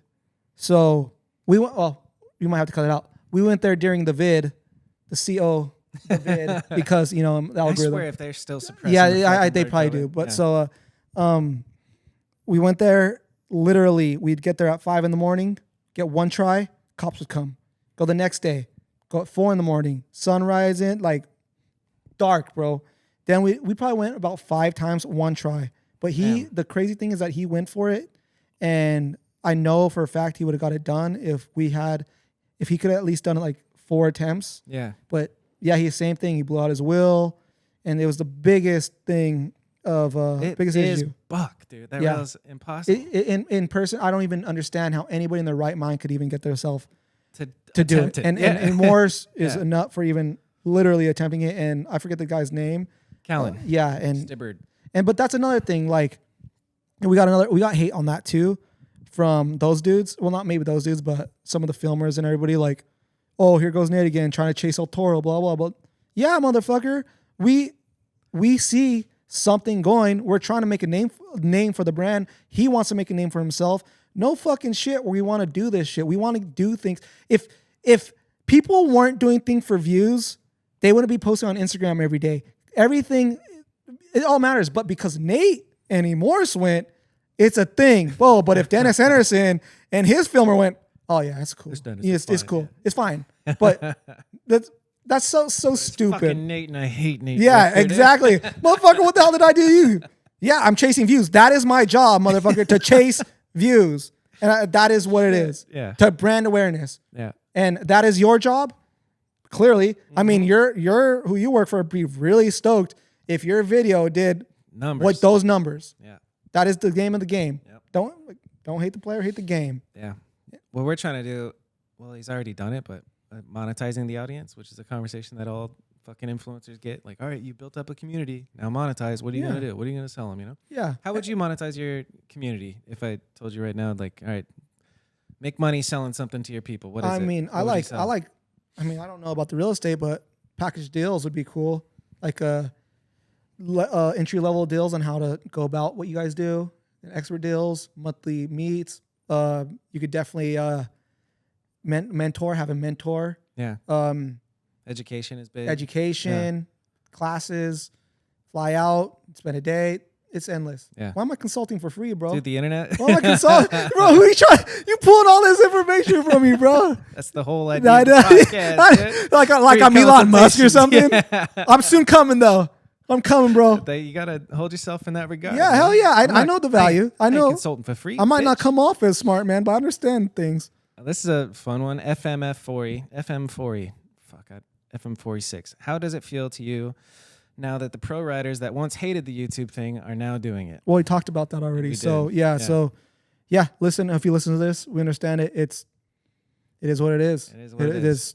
If you can't beat them, join them. I guess maybe it's Phil. Every new thing is But gonna not be hated only on. is vlogging good for everybody, they're sponsors, bro. Like if you're Rockstar and your Vans and all, like that's duh. Like Eyeballs, that's dude. amazing. We're getting Yeah. Instagram, TikTok. If you're not on TikTok, you like, yeah, it makes a perfect sense. Yep. So yeah, whatever. I think they're late to the game. So just keep doing it. Keep killing it. How do you think TikTok's algorithm is different than Instagram's? Completely different. Yeah, and why? Completely How? different. It's everything. That's it. It's you got to make different content. Yeah, it has to be like It's- originally for TikTok, and it can't be posted anywhere else. It feels like. Just do your research, guys. That's it. I ain't gonna No tell free you. consultations go, here, dude. Go do it yourself. You figured out. Fuck yeah, face. figure it out. That's it. Robin Sloot, how would you fix the BMX industry? Does Does it need fixing? I don't know. These are all questions. I'm literally out of the game. But Yeah. how would I fix BMX? I think people need to be more open-minded. But that's I don't know. Big ass. I don't know. I know how to. I fix my own problems, bro. I don't know. And I'm not trying to come off cold or anything. It's a some hell of a people see it question. one way. Yeah. It's a pie, dude. There's 20% think that. My opinion don't matter, bro. It is what it is. Go. Fucking- Yeah. If Leave in anybody the has comments what answer you to that, think. yeah, what would you do to fix the BMX I don't know. industry? Goathead BMX asks, is Golden Days still an active BMX brand? It's not a BMX brand, and I do make it's more of like my own thing for like clothes, and I can do drops. I did drops, and it sells and does that, but I think it's kind of like more like a. I'm probably gonna let it go pretty soon, but I don't know. Maybe I'll keep it in a back burner for something because I all the logos and stuff we did I really do love, and I love the name. Actually I really don't know if I love the name, but I love the logos. And then Foo helped me with that name, Golden Days, because it was gonna be because I was so fed up with names because I'm so crazy about names that I was like, dude, I'm just gonna call it the damn bike shop. Yeah. And I was like, called me, he's like, bro, are you fucking stupid? I'm like, well, he's like, why the hell would he call it the damn bike shop? I'm like, what do you mean? He's like, dude, Christians, whatever, people still think it's a bad word. So it already excludes. I'm like, you're right. So I talked to him, we had the conversation, and we just thought of this thing, like, blah, blah, Golden Days. I was like, oh yeah, and I had the whole vision of it. But yeah, I don't know, I might make like little clothes drops, like might do like my own personal thing just for clothes for me to wear. Fuck yeah. Like it's like my artistic thing, Yeah. you know. Well, But passion project here and there. I don't even know if it's passion project because even know if I'm because my own passionate about art, it, yeah. I don't even go by any of that shit. So I don't know. Maybe it's just leaving the past. Yeah. He also asks, Goathead BMX says, ask him about the old New Mexico homie Alex, parentheses, Trip, Jaques, Yeah. and his riding ability back in the day. So Alex Jaques was one of the guys I told you that I lived with Wes in Albuquerque on the couch, like the recliner. And that dude, literally, that's what this whole tattoo on my side face is, sacred geometry. Nice. So I'm not going to speak on it, but he just went through some things in his life and ended up cutting his life short. And it really messed with me. He's like literally my best friend, like one of my best friends. And we traveled together, and dude, amazing photographer and bike rider. And yeah, and it's just, I built a really good bond with him. And that's one of the persons that really hurt me, like, and still hurts me to think about that mental illness and things that happened in his life. Just took the best, like got him, you know? Yeah. And his riding ability was really good, and fuck his riding ability, his him as a human being was amazing, and great human being, great guy. And yeah, man, I had never had an argument with him, and I've known him for, that's life, man. And mental illness is real, and you got to take it seriously. And like, this whole thing I've been talking about is, and I'm one, and then I preach it, and I try to live it every day, and I've been there. So if you guys are struggling, literally focus on it and try to figure out what's going on, because yeah, he left all his friends and family, and it sucks. Like, we all miss him, bro, and like, it sucks. Yeah. You know, it sucks when you know, I don't think you ever fully like recover from something like that either. You just have to live with that now. Yeah, it sucks. And you know, it's like, that's it. That's all I'm gonna say. It just sucks. Yeah. Okay, Goathead, you got 3 questions now. Did you know there's a bike and skate shop opening up in Santa Fe, New Mexico with an indoor ramp? Yeah. I think I was talking to Andres, and he's a Santa Fe local, and I think it was a shop, like a skate shop, and they hated bikers, the owner or some shit, and a biker bought it, and now it's a ramp. So that's really cool. Santa Fe is a place I definitely want to buy a house. Like, I'm definitely gonna buy a house there. Why? What makes you say that? Dude, like, it's on the up, or no, it's just beautiful. Because I've hated on, like, I haven't been back in New Mexico in like some crazy years. Haven't been to Santa Fe since, I think, Alex's funeral, which is a while ago. So going there sober, open-minded, and like more adventurous. It's literally one of the most beautiful places ever, and like, it's amazing. It's like Beverly Hills expensive, but it's one of the best places for art. Everything, it's the whole energy of it. Legendary city. Love it. So that is in my plan to buy a summer house in Santa Fe for sure. Fuck yeah, that's like, a good plan. I love it, man. Yeah. I love it. Sick. And my wife loves it too. So we'll have a house there for sure. Fuck yeah. Champion BMX says he's just been a fan since he was little Nate, and he asks if you're done with BMX. Completely. Yeah. Completely done with BMX. We covered that. Yeah. Champion.bmx. Mm-hmm. Which I think is okay. It's almost like I'm like happy for you. Like, go. Yeah, it's cool. I'll go to your premiere. I'll go to your. I can't wait for your premiere. Hell yeah. Because you guys did it, and that's cool. Yeah. And it's people I know. It's like whatever, but it'll be my last hurrah for sure. Yeah. Dustin's video. I'm gonna go. I'm gonna try. I feel so bad, man, because I've been trying to go to Denver for so long, but just life happens. But Dustin, I talked to him by FaceTime for like 2 hours yesterday. Nice. And he's showing me some clips, and it's fire. I already know. Wait. I don't even. That has very high standards. Are you gonna do Street Fighter with your guys' premiere? Yes. Oh, that's gonna be cool. Fuck yeah. Hopefully, we'll have. Can Cafiend be a sponsor for that? Yes. 100%. And we'll have it at the premiere and shit? Yeah, cool. Absolutely. Hey, we got a plug. Let's go. We're doing business, son. Good deal, sir. Let's go. See? Slide in there. Two Palm Soldier says, will there ever be another Golden Days storefront? If so, where? Never storefront. I'm not going to say never, but storefronts are dying for sure. Yeah. Dying business. Retail, so I would highly suggest maybe doing like a truck. Like if you're doing like a truck is cool because you could do a lot of events. You could be different places, That's different interesting, times. Yeah. Trucks are great. Mobile businesses are great. Unless you're not established, in my opinion, and I'm speaking established like 30 years, 20 years, something, and have a huge following, all that, or you like if you got like a Supreme name or something like that, then yeah, it's just storefronts are a thing of the past. Yeah, it's a past thing. Yeah. It's done. The OSS doesn't have a store anymore, right? Yeah, that's a No Jumper store. No, okay. Yeah. Got it. And that's not the fucking LA location. Yes, Melrose. LA. The same spot? No, so it's next door to our old store. No shit. Yeah. Sick. I still need to go check it out. Yeah, I want to see Adam, don't text me back though. Whack username says, what do you miss most about living in New Mexico? The food. All day, man. New Mexico, like the culture, the food. The What is sunsets. the signature New Mexico food? It's green chili, right? Green chili, red chili, stuffed sopillas. The sunsets, though. Sunsets, the Yeah. mountains, everything about it. I miss everything about New Mexico besides the ghetto shit people. But that's Okay. out everywhere. Even out here, it sucks. LA sucks too. I'm over it, but I'm here. So I'm here. People suck no matter where you go. You make your life, good. Yeah, man. So I'm expecting a kid, dude. So What? yeah. Hell yeah. So me and my Congrats. wife, dude, we're here. So That was gonna be a question I asked.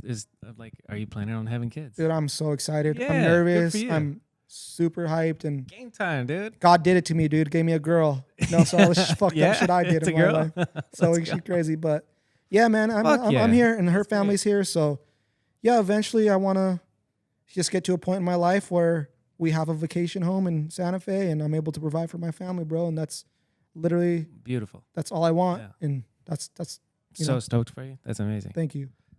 When is the baby due? October 21st. Let's go. Cool. Yeah, I'm hyped, man. It's crazy they can predict the day. That's It's never really Yeah. on point. Right. So it's But either still. like a week earlier or 3 weeks late. Yeah. It's always different. Ballpark. Yeah. Mario Carrasco says, "Why are we ABQ sons? What? Why are we Albuquerque sons? Why are we Albuquerque Sons? Why are we Albuquerque sons? What Yeah. the hell is he saying? I don't know. Carrasco, what are you Why saying? are we ABQ sons? That right there, dude. That Carrasco Violent. motherfucker is a good dude, man. Yeah. I like Mario. That's Me a good too. brother. He's good That's a vibes. good guy. I appreciate him a lot. He's been there. He's helped me out a lot. We're just gonna skip that question, Mario. Yeah, I don't. But shout out Mario. Maybe he's typed when he's sleeping. Blocks HC. Dane. Do you know Dane from Glendale? When's the last time he rocked the mic? He asks. Dane? Yeah. When I Big worked, Dane from Glendale. I don't know how to describe bro, him. I'm so bad at names, and there's no Yeah. offense to anyone. I just legit forgot how old I was. So it's How not. old are you? Yeah, I legit. I don't. I'm not. I just have so much going I on bet in my you would brain. recognize him. Let's see. I just have so much going on in my head. And not Whatever. only that is I've been knocked out Dane like 13 Munoz. times. Been knocked out a lot. It's this big ugly motherfucker. Look at him, dude. Oh shit! Hell you know yeah! Dane. That motherfucker, yeah, that's a G. Yeah. That dude was sick. Yeah, I loved he's- his energy, he's rad. dude. That was a good dude. For real. Yeah, that guy's sick. So shout out that guy. Hi, He's- Dane. I really liked him a lot. That dude is Big really ugly nice. motherfucker, man. He's great. Yeah, he's a great guy. I remember seeing him Smith grind before I could Smith grind when we're Super talking humble. 2005, 2006. But the longest white tees, like he was Yeah, he was fresh E-Man in and his Boy white Style. tee. Yeah, he was sick. Shit, Robbie in his white tee. Yeah, that's for real. so we did a colorway with the Golden Days Colt colorway, Mm-hmm. and we did one for Robbie and Clay, and one White of the for Robbie? graphics was a white tee Nice. on the graphics, so it was fire. But the frame was red, right? Yeah, Yeah. fluorescent red. Shit, Fluorescent beautiful. red. All right. Casey friggin' Bowman from Oh, nice, Casey Yeah. from How'd- Dallas. How'd you get your mom to let you drive her Avalanche from New Mexico to Denver Dew Tour at 14 years old? Well, my mom had cancer, so she was unable to do anything to help me. So she knew what I wanted, and she really, really wanted me to succeed in what I wanted, and was really open for me to be me. So, like, she So couldn't it even was get out of with your bed. blessing to go. Yeah, I mean, she couldn't. She was sick. She had cancer, so Yeah. she couldn't take me, and nobody else really wanted to go. So I would just go and do these things. So Where'd you go? New do Mexico tour to in Denver. Denver. Yeah. So Gotcha. I do all these road trips. All these trips was like, I had to make it happen. So we'd get funding. Like we'd have, like get people pay for gas, get my work, whatever, and we just do it. And we had the whip. So yeah, Get it done, dude. Yeah. Yeah. That one's inappropriate. I like how people think it's like Nate was rolling Avalanche, like, bro, Yeah. it's not of a cool car. It was a truck. Like back then, it's probably $20,000. Those Avalanches Like I'm were rolling a sick, Lamborghini dude. or something. It was a badass truck. It's fucking really nice. Yeah. But it wasn't like my own thing. Yeah. Like, bro, my 14 mom years was old. sick. Wow, Schwinn pays good. Yeah. Huh? Hey, Artist Hard, Curtis. Blanking on your last name right now, Curtis. Favorite Fort McDowell contest memory. I remember riding with him and being intimidated. Fort McDowell memory was the parties. I bet. Dude, Arizona versus New Mexico was real. Yeah. We'd always get in fights. Hell yeah. Dude, always get in fights That's what's up. with all those dudes besides Robbie and Clay. And like, They were Team New Mexico all Bro, along, dude. we Those were- boys are Hawkeye. bro, like Casey Badger and like that scene. Mm-hmm. Dude, they hate when you show up to the party. We got the worst, This is a hit and click. I remember that. Worst I vibes. remember the tension for sure. bro. Yeah. Like what? The cool hip fucking. There was some Dunbar House in Tempe. Yeah, there's what was the one with the drain pool? I don't remember. But yeah, so Yeah. Gannon, he was sober. Matt Gannon was literally one of the best riders ever. He's Yeah. from Albuquerque, but he would put beer bottles on the edge of the table, and people would hit them and smash them, and people are getting so pissed, and it ended up erupting in a fight. Fudger, Alex Gonzalez, Alex Hawkes, the guy, my homie, Yep. this Wario, I think Mario, Justin Barnes, all these dudes. We were just, I had to tell Fudger like, yo, stop, yo, you guys gotta chill, like. But it always, dude, it was always negative, but it was so fun. Yeah. Chipotle, they had Chipotle there, so we'd go like that. This one Chipotle was like a Brand new. like, Yeah. insane. It was the shit. So Chipotle, and then we go to Vegas too. Vegas was a good vibe too. Rip Mills, man, that's my brother, bro. Hell Ryan yeah. Mills is my brother, and everything he stands for, I love. And dude, we'd go to Vegas. We got in a few fights over there, but Vegas fucked with us way more than Arizona fucked with us. Besides the few people that were in our circle, Yeah. you know what I'm saying? So it was so fun. Fort McDowell was cool, but I double pegged like that big wall, and I almost got stuck going in, so that would have sucked. But I double pegged. That was like a highlight for me. That's but pretty big. bro, yeah. Greg Latecki and all those fools, Yeah. those fools are on another level. Like Yeah. those are cool. Rat Boy, I was stoked to see Rat Boy. He came out to one of my 1 year jam. Nice. That was cool. Rat Boy's dope influence. And Greg Latecki needs a little bit more shine. He 'cause was he's a fucking hater, legend, though. dude. Yeah, He was so salty. He's easily you He'd can beat see your the ass salt trying to coming be- out of his skin. He's so fucking. And that's the salty, homie but Wario, yeah, man. he's Wario, great. R.I.P., bro. Like he didn't take no shit. Wario beat up all those dudes. I think they might have fought, and because we used to live there for a little bit. Wario beat up one of the dudes that everyone was scared of at my apartment. Nice. He's a big rider, dude. I forget. He's a big, huge, muscly dude. Lurch. I don't know. You gotta ask Clay, but Yeah. it was, dude. They fought from my apartment down the stairs. Wario, they're fighting all the way into the grass, and dude, Wario's a savage, dude. He didn't take no shit, and this fucking split him up. Wario. R.I.P. Man. Wario. Is Yeah. Wario. What's He passed away during COVID. Yeah. What's your favorite clip of Wario? He double ditch That one. rail. Yeah, Yeah, that was double cool. ditch And rail. he was a Iconic. sleeper. We He was gotta- more of a Tribute clip of Clay doing a double tire across a ditch in mediocre too. yeah. He was Wario was more of a way better rider without the camera. He would just be so good and just that. flow, and yeah, he's a good rider. It just reminded me.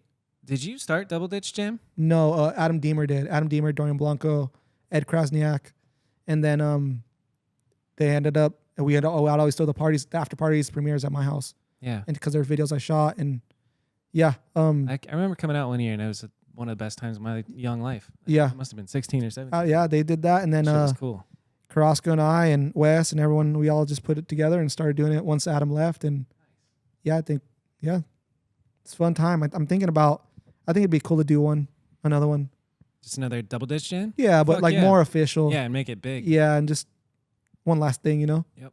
But Last don't hoorah.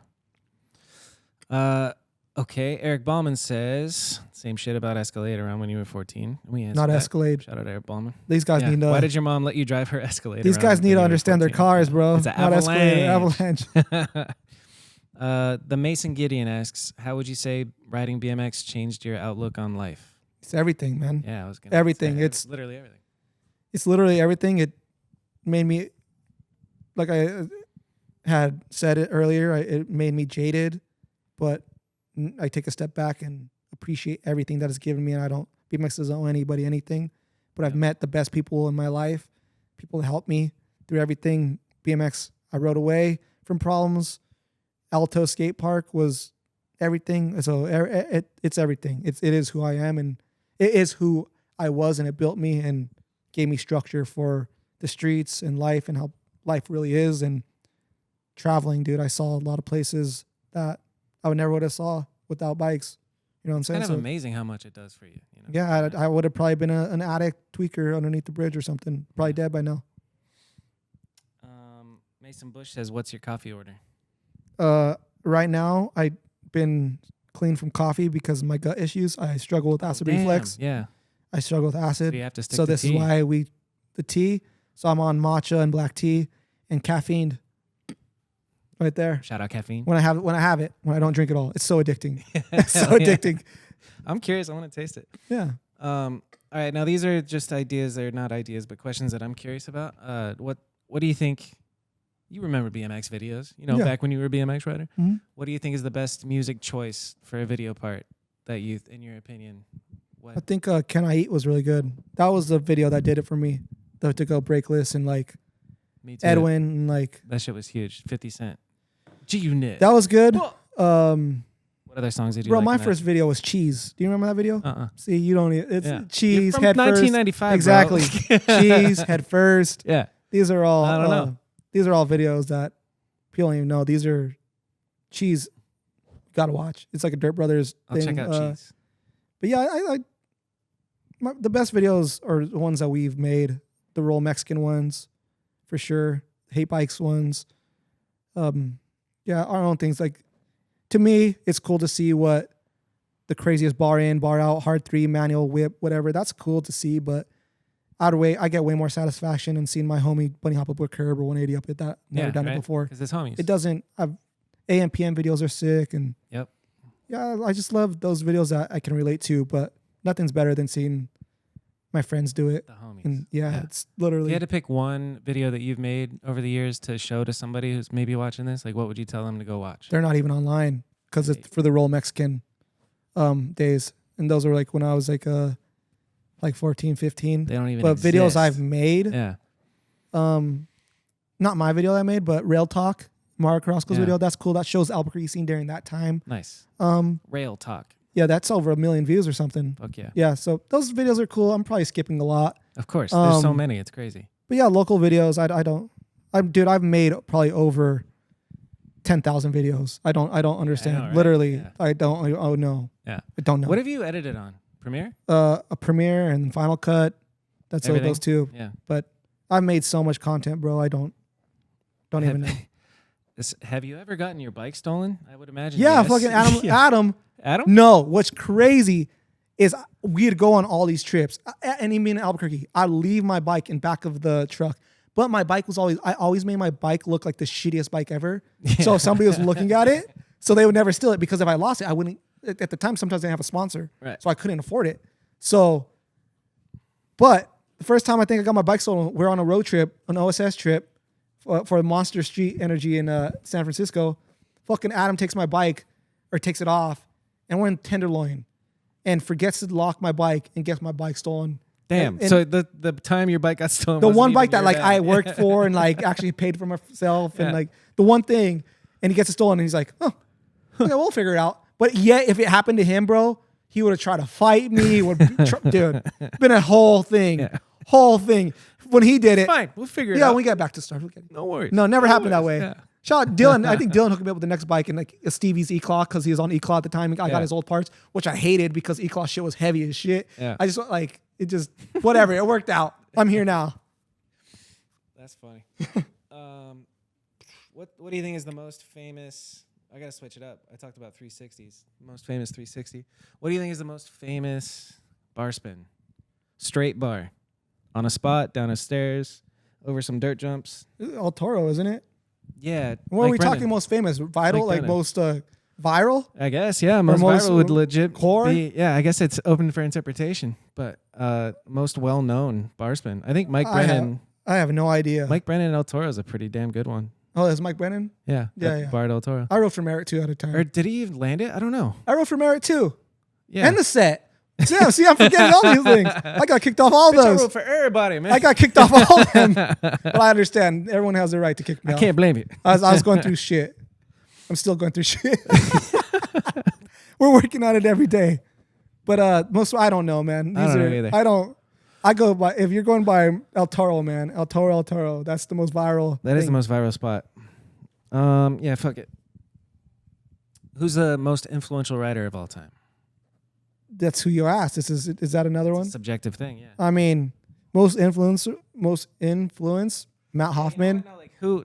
I think you're correct. I mean, Matt it Hoffman's goes probably different. the right answer. It but goes for different. for generations because you got Matt Hoffman, you got Dave Mirra, you got Ryan Nyquist, you got Scotty Kramer, you got Garrett Reynolds, Yep. you got Edwin De La Rosa for street. So there's no right or wrong, but What about you personally? Who Who influenced you?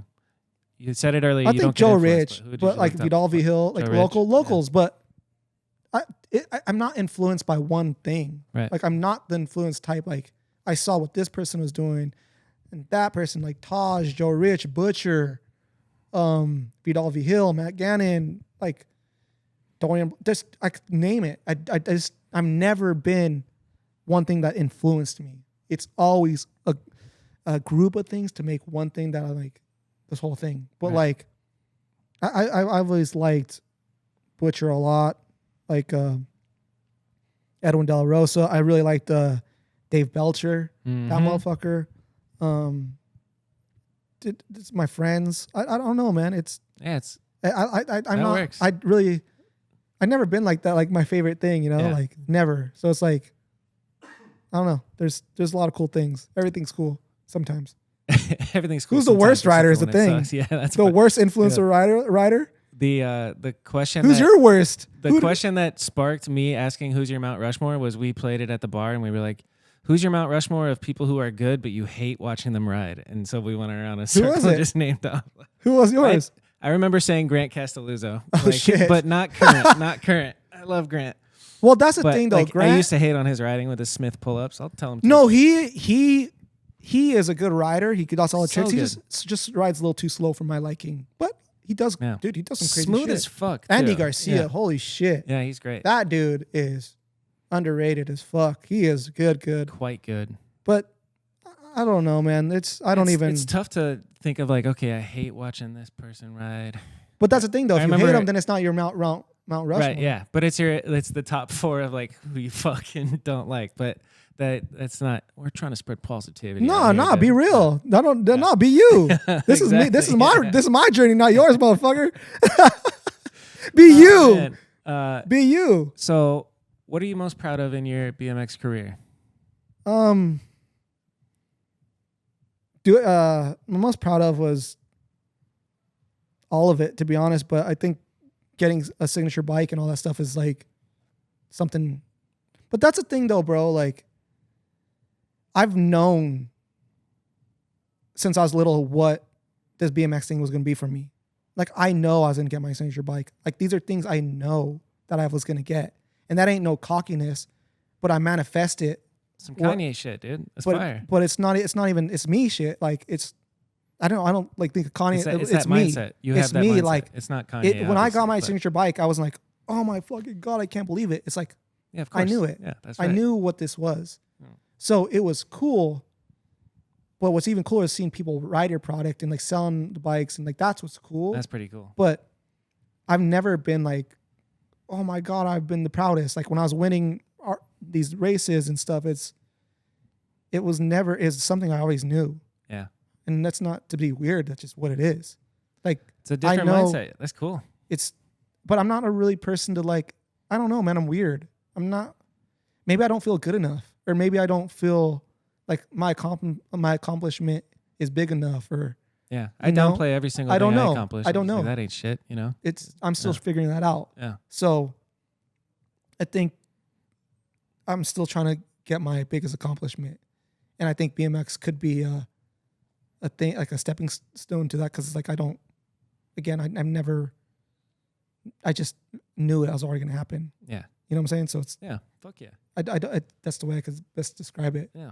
That's real. You know, like I don't, There's something to that confidence of just knowing you're gonna achieve whatever you put your mind to. Do you believe in manifestation? most definitely. Yeah. I think when you think about it, believe in it, energy. I'm really big on energy Yeah. too. Like, Sacred If geometry you're- on your face, baby. well, shout out Alex Hawkes, dude. That's him, and like he taught that to me, and I'm still learning it. But I don't know, man. I think that's. I God. think you're who you surround yourself with. Everything matters. I think every fucking thing matters, and I never thought that way, but you have to dig deep and plan things out because the most successful people in life are structured and they have plans, and there has to be something said for that. Mm-hmm. So I'm going off by what other people that are successful. I'm trying to learn from what they do, and not saying I'm trying to copy them, but I would rather listen and understand and that. But the manifestation thing is something I believe in personally. It's not. Yeah. I watched a inspirational video like, oh, you got to manifest this. Like, no, like since I was little, it's like I believe like if you think this house is haunted, you're gonna start tricking yourself. Yeah, exactly. But what goes for like if you think you're rich or you're gonna be rich or something's gonna happen, Yep. stop. That's a complete thing. Yep. So it's mindset, bro. Like you have to be on this mindset of what you want. I think it's probably not it, but the placebo effect. It's a real huge there thing. too. Yeah. It's a real thing. CIA does you could studies. take a sugar pill, and if you think it's doing whatever Xanax or whatever, like then it works. You know, You're saying it. You can trick your own brain. You know? But yeah, that's it, man. Like that's real. I believe in all that. I believe in anything like that can get you to a greater thing. Working out, all types of things, eating good, every little things. But you got to do the work. You got to be willing to fail. You got to be willing to deal with failure and fucking bankruptcy or whatever. Like you got to be willing to just keep going. You grinded a double kinker. You racked yourself. Okay, you can still do it. You know you can do it. You still same mentality, that BMX mentality of just get it done, and you got to do it. Runs through everything, and you got to get like.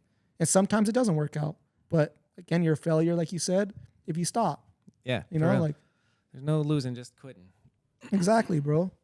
And I could learn. I just want to learn. That's it. Fuck yeah. You know what I'm saying? What about scariest moment on your bike? What's like the shit, like when you were going to do, what's the biggest, scariest thing you ever filmed? Can you think? I don't even know, man. I don't know. I don't think I really did any scary things. Well, the most scary things I did, I was intoxicated. Like, I was not even kidding. My whole video parts, for a lot of videos, I was halfway drunk. Yeah. So I couldn't give you an honest question, like answer. But I've done a few things, man. Like, it's just adrenaline rush. I don't think I've done anything like the half cabotorial adrenaline type shit. But I don't know, man. I can't believe you can try to half cabotorial. That's fucking what's his name too? The kid I filmed. Yeah. What is his name? Oh shit. I don't know. Shit. I forgot. I forget my name shout too. Shout out half cab. Yeah. Dude. How old am I? Dude, that whole story, bro. People got that twisted like, oh, Nate conned him into doing it. I was working the store, OSS. This dude walks in. What's up, Nate? We're going to El Toro. I'm like, what do you mean? He's like, I'm going to go half cab that shit. I want to show Vegan that I got that shit. I'm like, I'm off tomorrow. I'm down to take you and I'm down to film it, but I'm not going to drive that far if you're not going to attempt it. Like, you have to do it because I'm spending my time, my gas, and whole thing. Like, I need your word that he's like, no, I'm going to do it no matter what. Trust me. No matter what, I got you. I'm like, okay. So he came to me and we went there, bro, and he fired it out and he tried it. Yeah. But I mean, I watched it, but I forget how it went. I mean, the first try, he got a little pretty good, but all the attempts were a little messed up. Not as good as Began, but I mean, Began got salty, bro. He texted me, he's like, I can't believe you took him there, and blah, blah, blah. And then Adam's like, shut the fuck up. Like, what, that trick, nobody can try it again? Yeah. And then once Adam said it, Began was like, oh yeah, you're right. He's like, well, at least I didn't wear a GoPro trying it. Like, I'm like, bro, like, that shit is still unclaimed. I think somebody should still half cab it. Yeah. And I think, who gives a shit? Fuck. I don't give a fuck. Like, it's a spooky half cab, dude. The uphill landing, the length of it, there's something.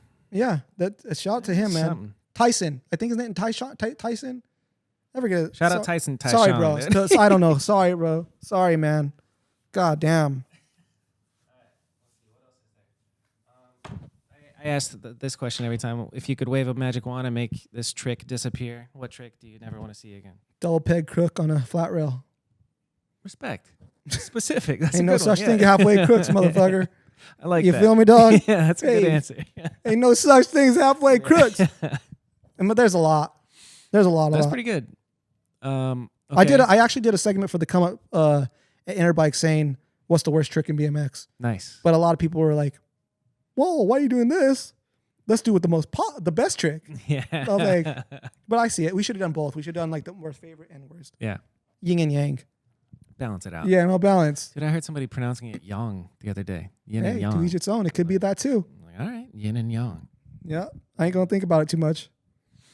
How about? Yeah, I think this is the end. Who's your Mount Rushmore? I don't have it, bro. I'll allow it. I don't even care. Everyone in BMX is cool. That's That's it. Yeah, all the Albuquerque locals. I'm pretty sure I've like forced everybody to answer if they don't have a Mount Rushmore. Well, but we'll I'm gonna have let you- I'm gonna let Albuquerque you not. locals. Yeah, Albuquerque locals, Arizona locals, the ones that fucked with the us. four ones the that four fucked with- corners. Colorado locals, Yeah.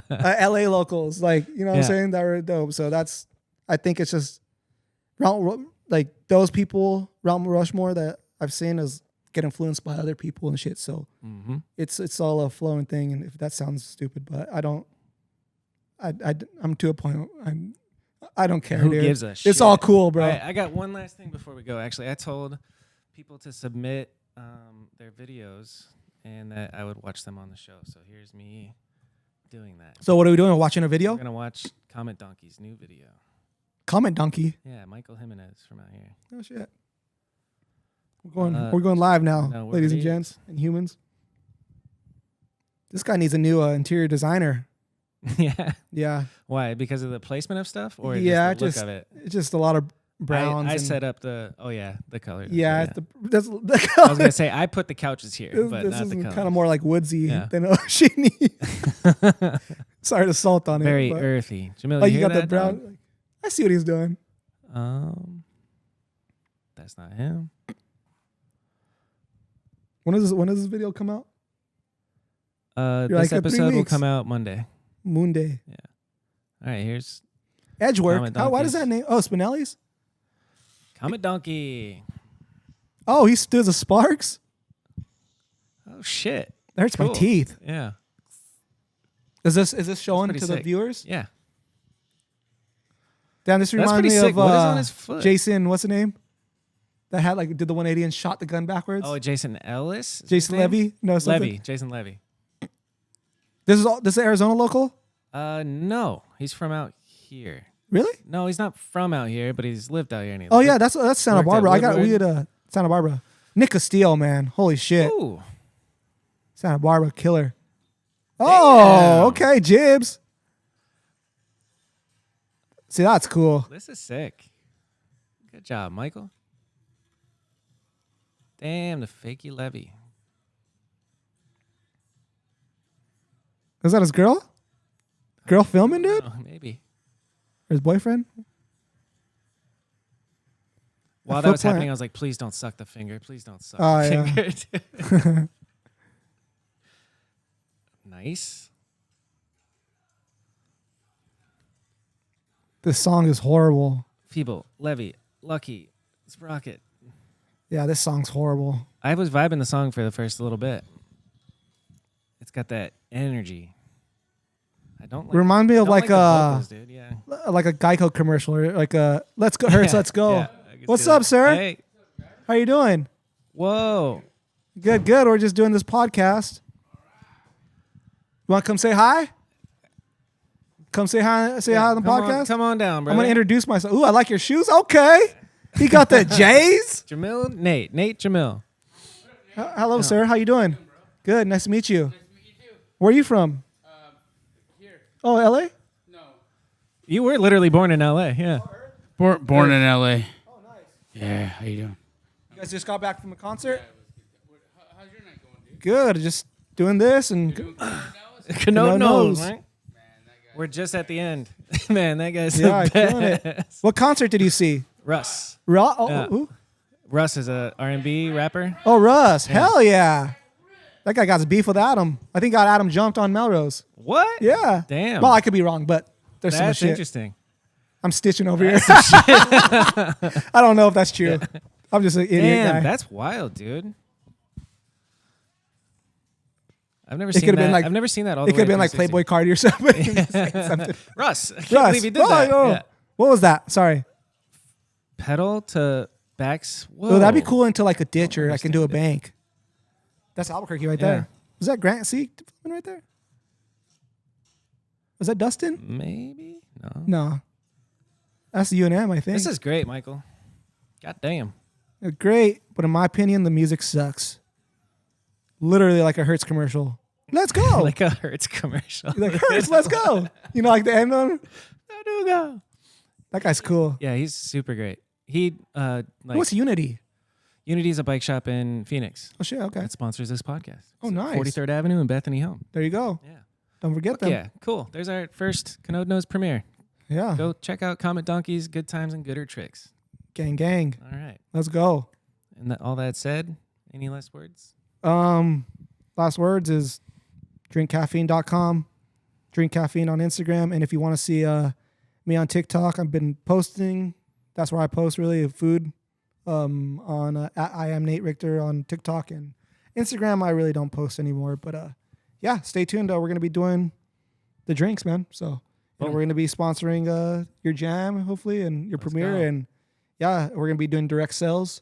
So people can't get this drink in 13 weeks or whenever. Just follow and we'll do direct sales. I think we're gonna be doing 6-packs and 12-packs. What does that mean, direct sales? You can order from the website? Yeah, order from us and we'll sick. sell it direct. So because for it to get into a lot of stores, Whole Foods and all that, you have to, it's a whole thing. So we want to have people try it, and yeah, it's for everybody. It's literally for everybody. Even the pregnant ladies. Everybody. Well, I don't know if No, pregnant, it's not. Caffeine, you yeah, can't have because it, herbs. yeah.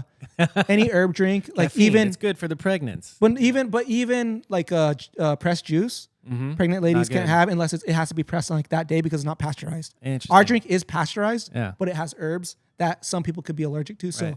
but it is for everybody. Yeah. Besides, That's what's like up, dude. that. So, yeah, This was a I'm treat. excited, man. I thank you for having me, and Thanks hope for coming. all success and Let's everything go. for you, brother. And yeah, can't wait to come to Arizona and check you guys out. Let's go. Cool. All right. Later, bro. Well, that's it. Keep an eye out for Cafiend, and I'll see you next week. I'm literally, as you're watching this, I am in a cabin in Flagstaff dancing in the woods for my birthday. So I hope you have a good week. All right. Later, nerds.